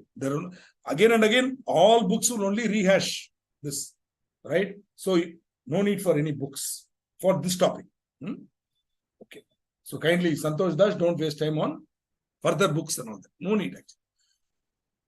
At this stage. How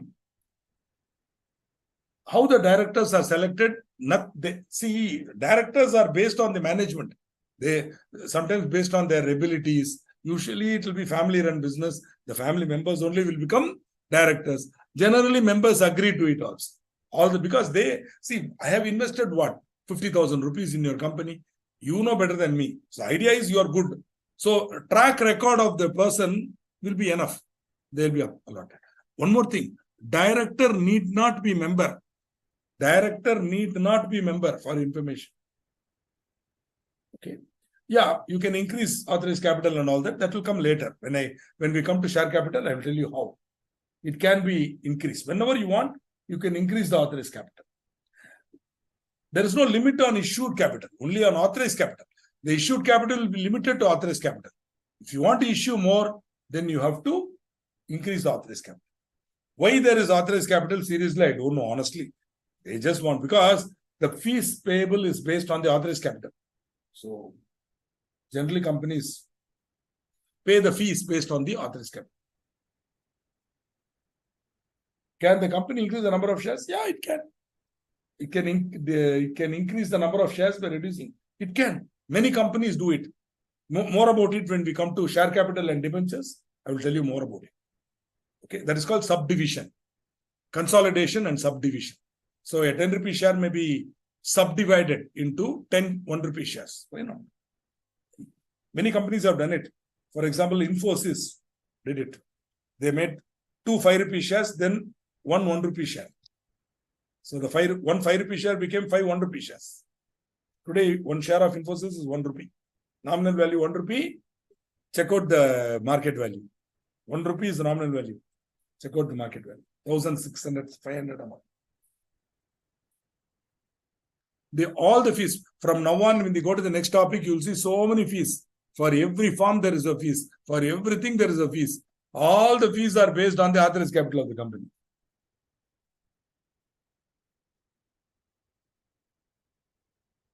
Shareholder need not be member. Member also need not be shareholder. In some one rare case. See, I am a member. I have sold my shares to you. Am I correct? I am a member, but I have sold my shares to you. So, I am a member, but not a shareholder. Till you register your name, I am a member, but not a shareholder. You are a shareholder, but not a member. So, that period. But normally, all members will be shareholders also. And shareholders will be members. But rare case will be there. Members can become share, but a director need not be a member. It is not that only members can become directors. Even non-member can become director. Amma, yes, Mr. Srinivasan, when the company goes for IPO, that will be part of issued capital, which is within the authorized capital. Okay. So then once it is subscribed, it will become subscribed capital. Once it is paid up, like in this case. See, ABC Limited was registered with the registrar with an authorized capital of 2 crore. Right? So that is authorized capital. Now, the company has issued advertisements for shares. It has offered 7 lakh shares. Out of 20 lakhs, they have offered 7 lakhs. Got it? Totally 20 lakh shares authorized. They have offered 7 lakh shares. For that, they have received application for 10 lakh. So, Gunjan, there is no difference between face value and nominal value. I already mentioned it. Suniana, listen carefully. You will understand. Maybe I went very fast. Again, I'm telling. Nominal value, face value, same, no difference. Okay.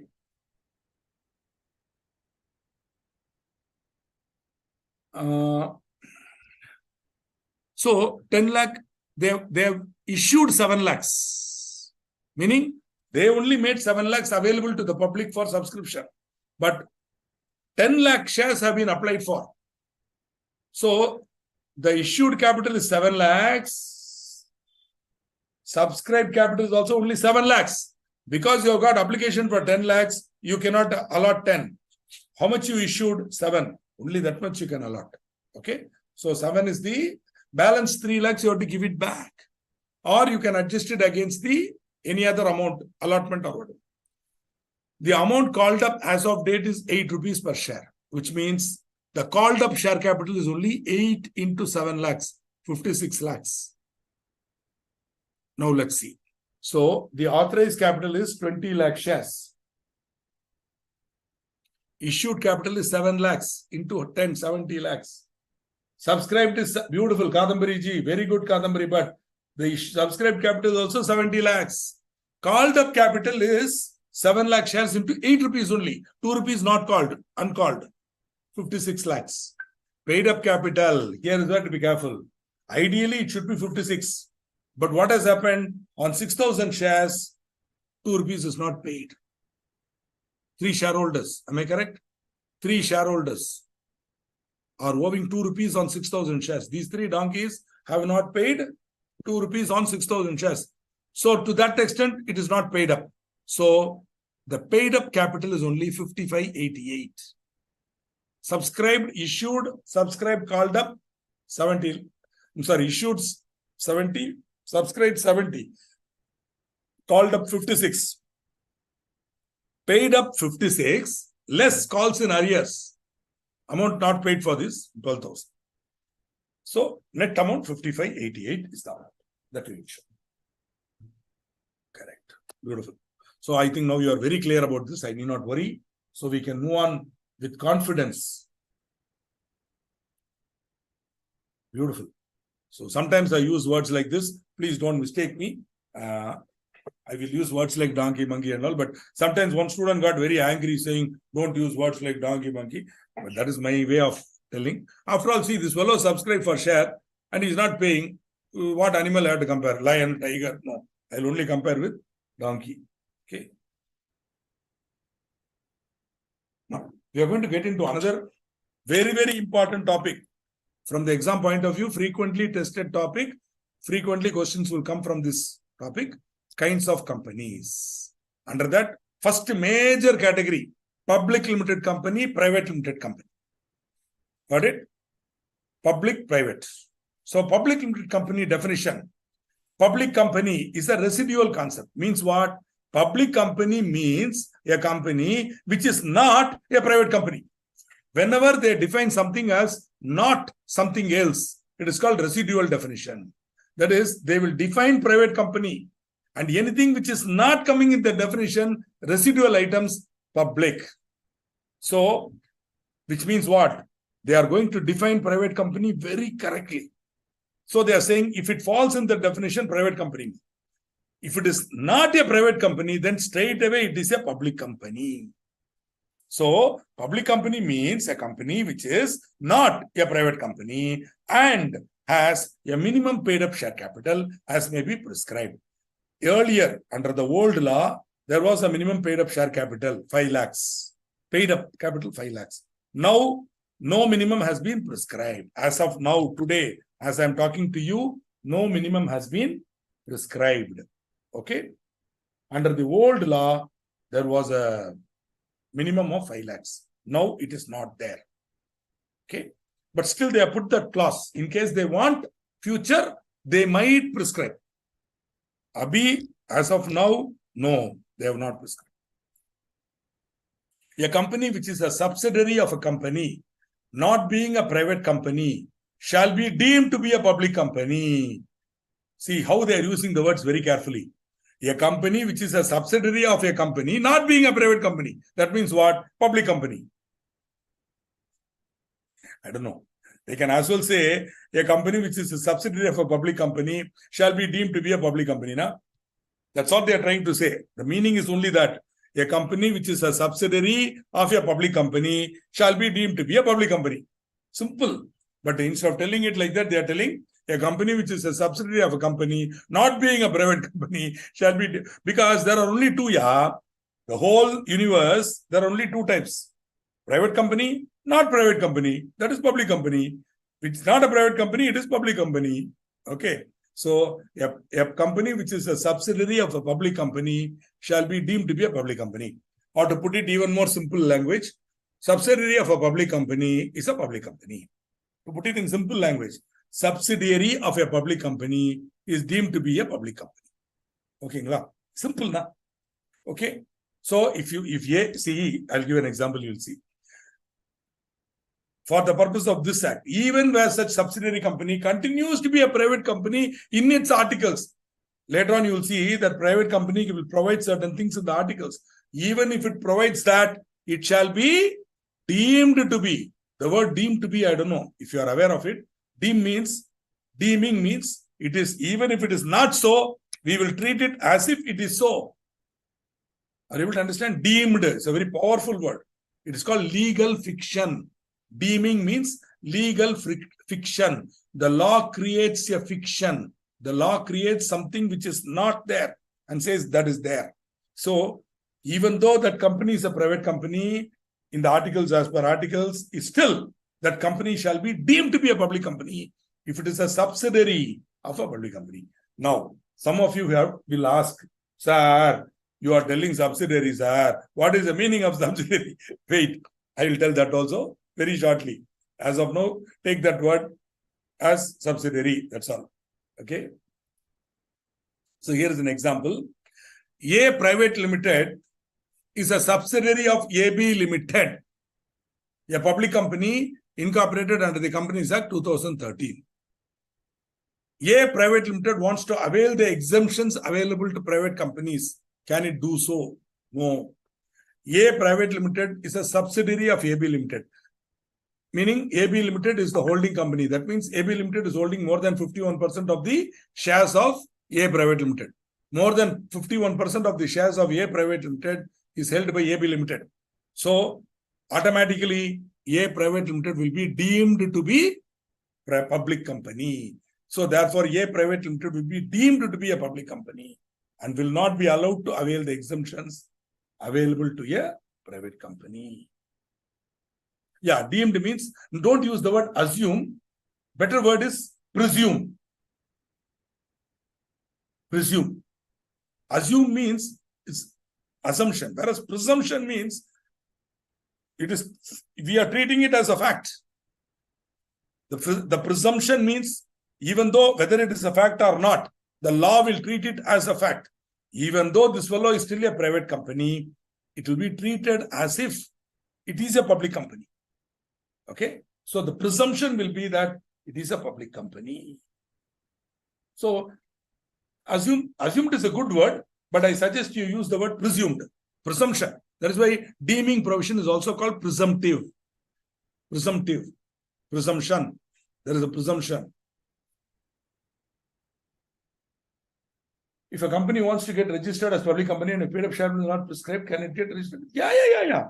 Today, a public company can be incorporated with even 1 lakh capital, 10,000 capital, no problem. Earlier, it was 5 lakhs. Now there is no any amount. Okay.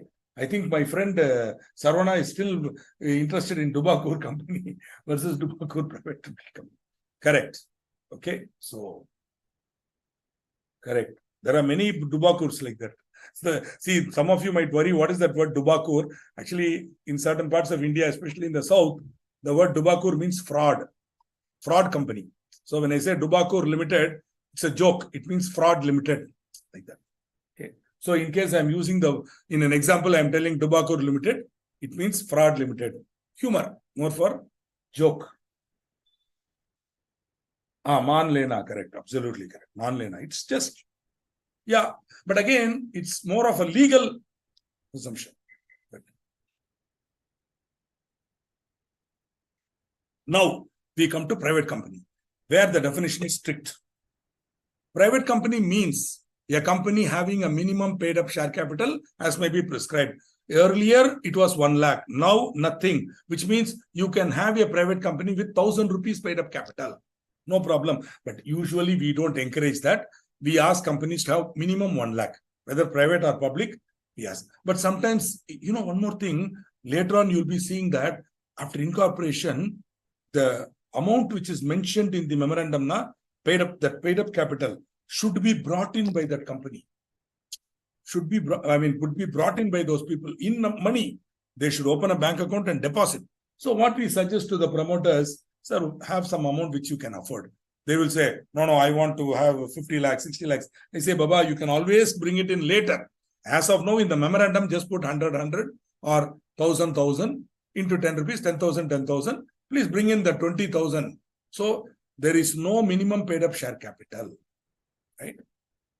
Now, in Rani Balerao, let me see.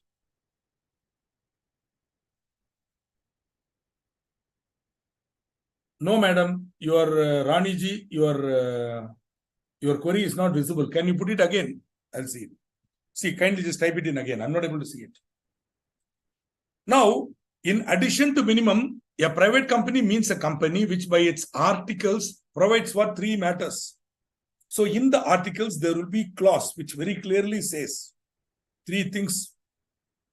It's a prohibition and a restriction and a limitation. So limitation, restriction, prohibition. First is restriction. A private company shall by its articles restrict the right to transfer its shares. We saw freely transferable and all, correct? That is for public company. For a private company, there shall be a restrict the right to transfer its shares. That means the member of a private company cannot sell his shares to anybody. Just like that. Doesn't mean he cannot sell at all. There will be a restriction. Are you able to see a difference between restriction and prohibition? Restriction means there is no prohibition. He can. But before doing that, he should first offer the shares to the existing shareholders. The articles of a private company will clearly say where a member wants to transfer his shares to a person other than the existing member, he cannot do that. Before transferring it to a person other than the existing member, he has to first offer it to the existing members. The value will be fixed by the auditor. The valuation of the company will be done by the statutory auditor. At that value, if any member is willing to buy, it has to be sold to him first. Within 15 days, see what we normally do is we give a notice. If within 15 days of that notice, no existing member is paying or willing to buy at that value, and if a third party is willing to buy, then you can sell it to the third party. Okay. You can sell it to the third party. So that is a restriction. In fact, we had one case where a company was owning a huge property. It was owned by 3 people. One person was creating a lot of problem. They wanted to sell the property. The company's only asset was a property right in the middle of a metro city. they came to me with that problem. They were not my clients. I was not the auditor. They had another auditor. So they came to me as a consultation. I told them it can be done. Then I saw the articles. Articles very clearly says offer should be made to the existing shareholders. So 80% holders want to sell. 20% fellow greedily, he doesn't want to sell. Price has been determined. Property has been valued. Price has been determined. So I told the auditor of that company to prepare a valuation. Proper, fair valuation based on the market value of the property, etc. Fair value. And I said, please. So I told these people, boss, you are going to sell your 80% shares to third party. Before that, send a registered post offer to this guy. So we sent a registered post letter. I drafted it. We are, by virtue of article so-and-so of the articles, we are now offering the shares to you. This is the price. It came to something like 10 crores or 12 crores.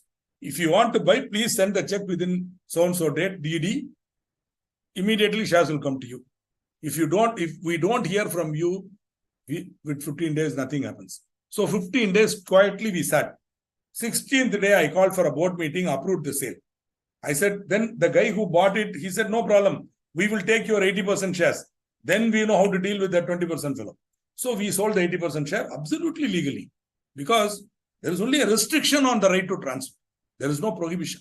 So that gentleman got angry. He went to a lawyer. Then the lawyer himself called me and said, Mr. Srikanth, what do I advise this gentleman? I said, sir, you advise him whatever you want. You want to go to court and get a stay? I got lawyer myself. I will also go to court. How can you say? No. Can you pay something more? I said, look here, this is not for negotiation. If you want money, that time offer was there. Now 15 days over. If this is the money he will get from that party, let him sell to the third party. He also will get. That's all. So why I'm giving this example to you, you might think this topic is very fundamental topic. On this fundamental topic, we had a client. Obviously, since the amount involved is in crores, they paid me a decent fees for this advice. I was not the auditor.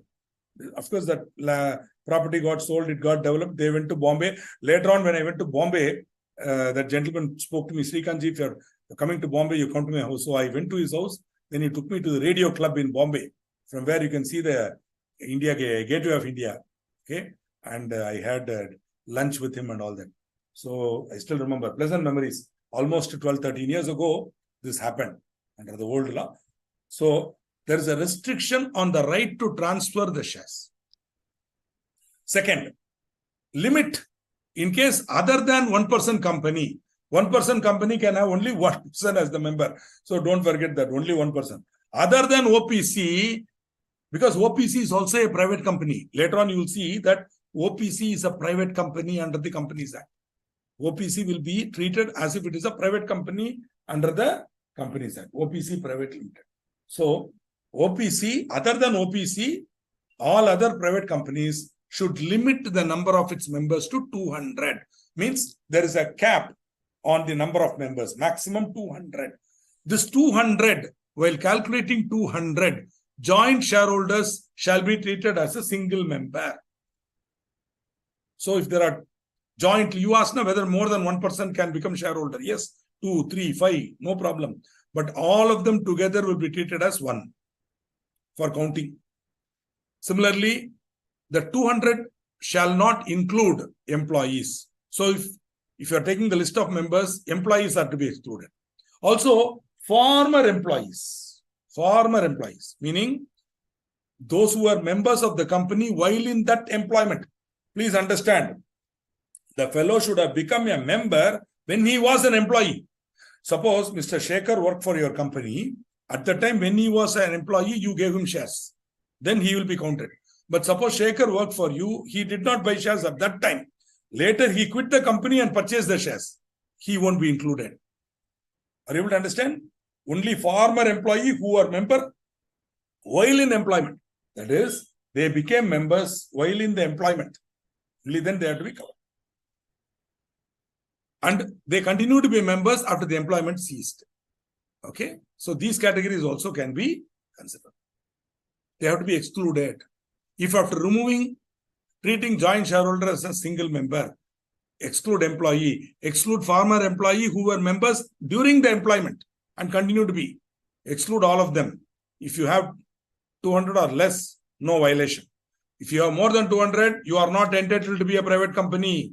You will automatically lose the privileges of a private company. And as far as the law is concerned, you will be treated as a public company. Lastly, a private company shall by its articles prohibit any invitation to the public to subscribe for any securities of the company. So, private company cannot go for IPO. Private company cannot offer public offer, share, debenture, nothing. You cannot go. If you want to make a public offer, you have to convert yourself into a public company. Private company cannot go for public issue. I will repeat it 100 times. Please write it somewhere and keep it. Don't again ask me question, sir, can private company get listed in stock market? It cannot, because it cannot go for a public offer. It's prohibiting any invitation to the public. So if you want to make an invitation to the public, first thing you have to do, convert yourself into a public company. Only then you can go for public offer. Clear? Again, don't ask me, ever again, don't ask me the question, sir, can private company get listed in stock exchange? No, no, no. Why? Because it cannot make a public offer of shares. Okay? Private company can only make private offer. It cannot make public offer. Okay?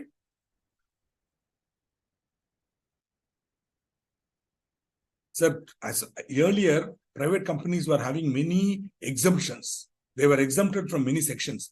Today, almost all the sections applicable to public company are applicable to private company also. So, seriously speaking, I do not see any benefit. One benefit is private company can be a small company. Only a private company, a small company, private company. Small companies have certain benefits. So, those benefits can be enjoyed only by being a private company. Otherwise, I don't really see any big difference between private company and public company under the new law. Earlier, there were many exemptions. Many sections did not apply to private company. Many important sections, complicated sections did not apply. For example, loan to a director, 185, not in your syllabus, was not applicable to a private company. Today, it is applicable. Only certain very restricted category of private company, the section won't apply. But that's very difficult to come into that category. Okay. So I really don't see any major benefit of being. But still, if a company is just starting, I generally advise them to become a private company. Then only go for public. Now, Flora Fauna Limited was registered as a public company. There are 230 members in the company. Now they want to convert it into a private company. So they have 230 members. If they convert into private company, the number of members should not exceed 200. Can they convert? Advise whether reduction in the number of members is necessary.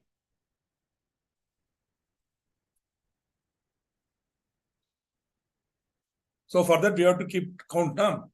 Who are all exempted, who are not exempted. Count. 50 directors and their relatives to be included. 50 employees, chhod dijiye, need not be included. Ex-employee, be careful. Shares were allotted when they were employees. So, former employees who are members while in that employment and have continued to be members. So, ex-employees who were allotted when they were employees, not to be included. Chhod means take out. 50. 5 couples holding shares jointly in the name of husband and wife. 5 into 2, 10. Will be treated as 1. Will be treated as 1. So instead of 10, I will count 5. So 50 plus 5. Am I correct? Plus others, not coming under any exemption. So 55 plus 145, exactly 200. Okay? Therefore, there is no need for reduction in the number of members. Similar type of problem they can ask. Variation can be asked. They can talk about an employee who was not allowed, who purchased a share after he ceased to be an employee. They can say, Mr. A, who was an employee, became a shareholder after that, ex-employee who became afterwards. Then they should be included. Okay. So, boss, non-corporate, how it can go for listing, ma? No, no, no, no, no. Okay. Never. Non-corporate cannot go for listing. Only company can go. That too, only public company can go. Got it? Non-corporate, no, never, impossible. Got it? I hope I have answered your question. While being an employee, he had 200 shares, didn't sell them, and after he retired, he again purchased 100 shares. Boss, basically, member means holding one share also member, ma. That original 200 shares are there, na. That's okay. But very, very interesting question. Suppose he had sold those 200 shares and purchased 100 shares. Then only the complication starts. Are you able to understand, MC Venkata? What if, see, you are telling he didn't sell them. He again purchased 100. He will continue to be, in that case, no problem. He will be continuing to be a member. And one more thing, he will not be counted, he will be treated as ex-employee. Because the 200 shares, the real challenge will be if he sold those 200 shares and purchased other 100 shares, then exemption will not apply because the shares he was holding when he was an employee, he sold. These are new shares he purchased after he ceased to be an employee. So that exemption will not apply. But even if one share he is holding from that batch, he will exempt it. Ex-employee not to be counted. But very interesting question. I'm very happy. I hope the question is clear. There was a person, when he was an employee, he was allotted 200 shares. Subsequently, he retired. Then he bought another 100 shares. Will he be treated as ex-employee and exempted? Yes, he will be exempted. My question is, suppose he sold the 200 shares. After retirement, he again purchased 100 shares. Will he enjoy the exemption? No. Because these 100 shares do not have the color. They were not owned by him when he was a member.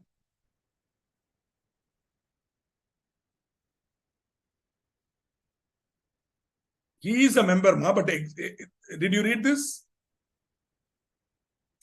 While the above limit of 200 shall not include employees and former employees. The law is saying you can take them home. Okay. The idea is they want to encourage employees to receive shares. So they want, it's a encouragement for companies to provide, stake to the companies. They want to give that encouragement to the companies. If you want some logic. How to reduce in number of members? You have to purchase some of the shares. Yeah, that's all.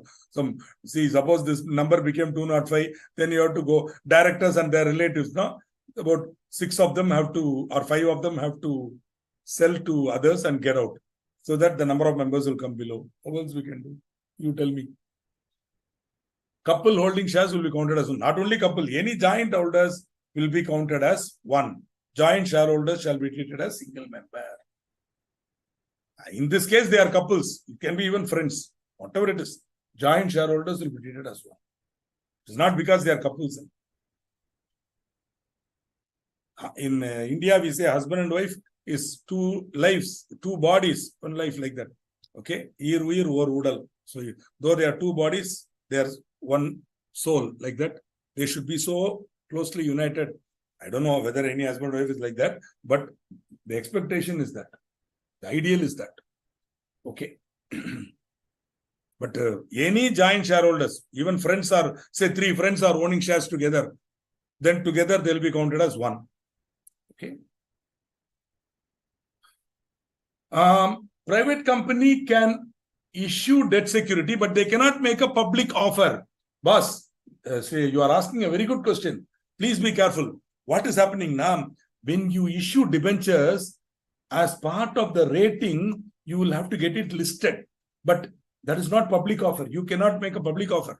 Private limited company cannot make a public offer. Only for the purpose of rating, to get a better rating, they may get it listed. But they cannot make a public offer. Please understand. If you want to make a public offer, you have to become a public company. Your question is because you might have seen some debentures of private companies listed. No problem. But that listing is only for rating purpose, not for public offer. You cannot make an offer to the public. Those debentures will be privately placed, but for getting better rating, they will go for listing. I hope you are clear, sir. Mr. Good question. I hope I have given you my answer. Srinivasan, V. Srinivasan. Okay. Shares do not cross the limit of 200. Members cross the limit of 200. Please be careful. Okay, members cross the limit of 200. How will it be decreased? I told you now, directors will sell to some of the directors and relatives, they'll sell and reduce the number. That's the only way we can do. Otherwise, what you want to do? Dishum. No. Don't do like that. That is not correct. Only Gabbar Singh will do dishum. You shouldn't do dishum. Okay. You know Sholay, Gabbar Singh? Not possible. Okay. Best thing is to sell the shares and cease to be a member. More than 2 also joined. I think up to 3 people can be. If I remember the form, 3 people can be shareholders. The application has 3, first, second, third holder. Maximum 3 can be. To my knowledge, 3 can be. Joint bank holding, correct. Joint bank. Anmol Patwa. 2, if 2 or more person hold share jointly, can we say this person as AOP BY? Yeah, for the purpose of taxation, yes. But we are not studying taxation, no G. We are studying company law, no G. So they are, as far as company law is concerned, I will not treat them as AOI, BOP and all. I will, in fact, later on when you come to share capital and debentures, we will tell you. We will very clearly at the time of application inform them. Only the first shareholder will be treated as our record. All communication will be only to the first person. Second and third, we will not consider. Dividend will be paid only to the first. Like that, we will clearly, he will undertake. So, as far as company is concerned, we are dealing with 3 individuals. And we will only deal with the first individual. But if they want for tax purposes, they can call themselves AOP, BOI. Or they can be joint holders offering it separately. That is how they get it taxed is their business. When will you upload this PDF in ICAI? Shraddha ji, I will upload it on 6th of, this PPT will be uploaded on, inshallah, 6th of October 2023. Kyun? Because on the 5th only, I'll complete the topic. I may make certain changes as I am teaching. So when all the changes are in, finally, I will upload it on 6th. Like that, every topic, see the last day session. After that, give me 24 to 48 hours. But I've already briefed my secretary, she will do it. So she will simply upload it. So it should happen in the next day. Next working day, it will happen. Nay, why only directors? Because you can't go to totally strangers and ask them to sell, no, madam. Logic, ma. See, can you go to some total stranger and say, hey, we want to reduce the number to 200, you sell your share. You'll say, go to hell. At least directors, relatives, they have some stake. So we can ask them. See, this is all something called common sense. Huh? No law. Somewhere you have to go beyond law to common sense.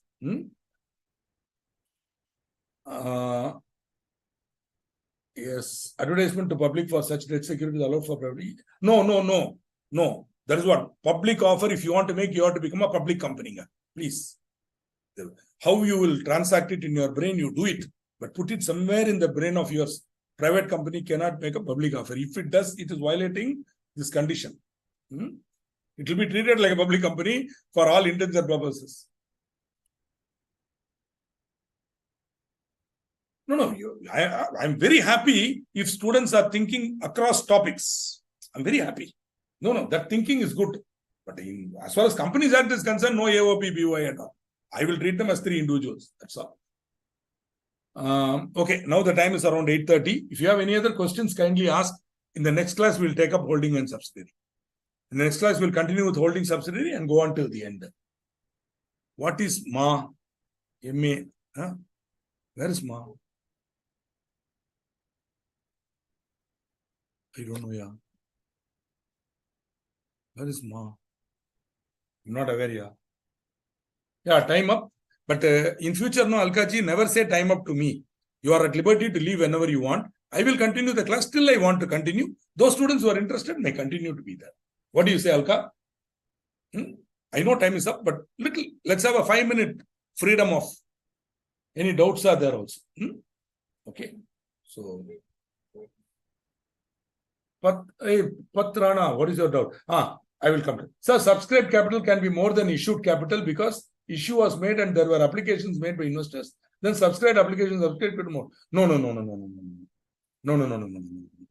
See, subscribed capital cannot be more than issued capital. Issued capital is only 7 lakhs. The extra money will be refunded back to the shareholders. Okay. The 10 lakh shares, it will not be 10 lakhs. It will be only 7. Okay. Whatever is the amount issued only can be subscribed. If there is more than the issued amount subscribed, it is called oversubscription. that extra amount will have to be refunded back. So only 7 lakh shares can be allotted. So subscribed capital cannot be more than issued capital. So to clarify to you, Mr. Parth, subscribed capital cannot be more than issued capital. Okay? Please, have you got the clarity? This is my answer to you. But what they can do, see, in a public issue, that's what it's a little too complicated. I don't know how to confuse you. There is something called green shoe option, wherein if the prospectus already mentions it, they can go for another 25% more and all. But that is only with the permission of SEBI. Legally, whatever is the issued capital only can be the subscribed capital. In case they increase it, that becomes the issued capital. And that only will become the subscribed capital. So 100% subscribed capital cannot be more than issued capital. If you see that, there is an anomaly. Okay? Don't allow it.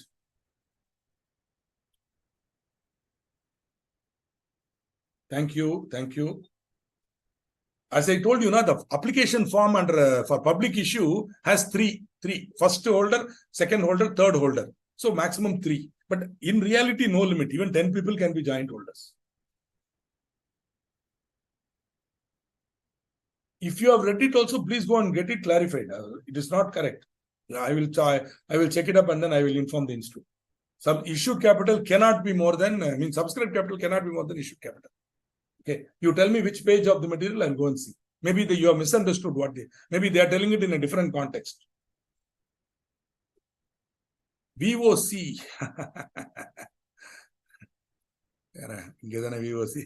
If you go to the Google and type Dutch East India Company, VOC, you will get the Dutch expansion. If you can pronounce it, you pronounce it. I cannot pronounce it.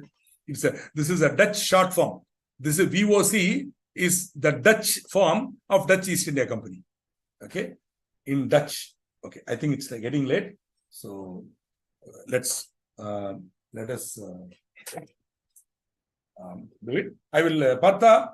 I will go through the 1.25 and I will revert to you. Whatever is the clarification, I'll give it to you in the next class. Okay. Thank you very much. Wonderful. We had a wonderful first session. I pray to God that we should have a further more interesting learning. Next session, I will start with holding and subsidiary company. Wishing you a great evening ahead. See you on 5th. Bye.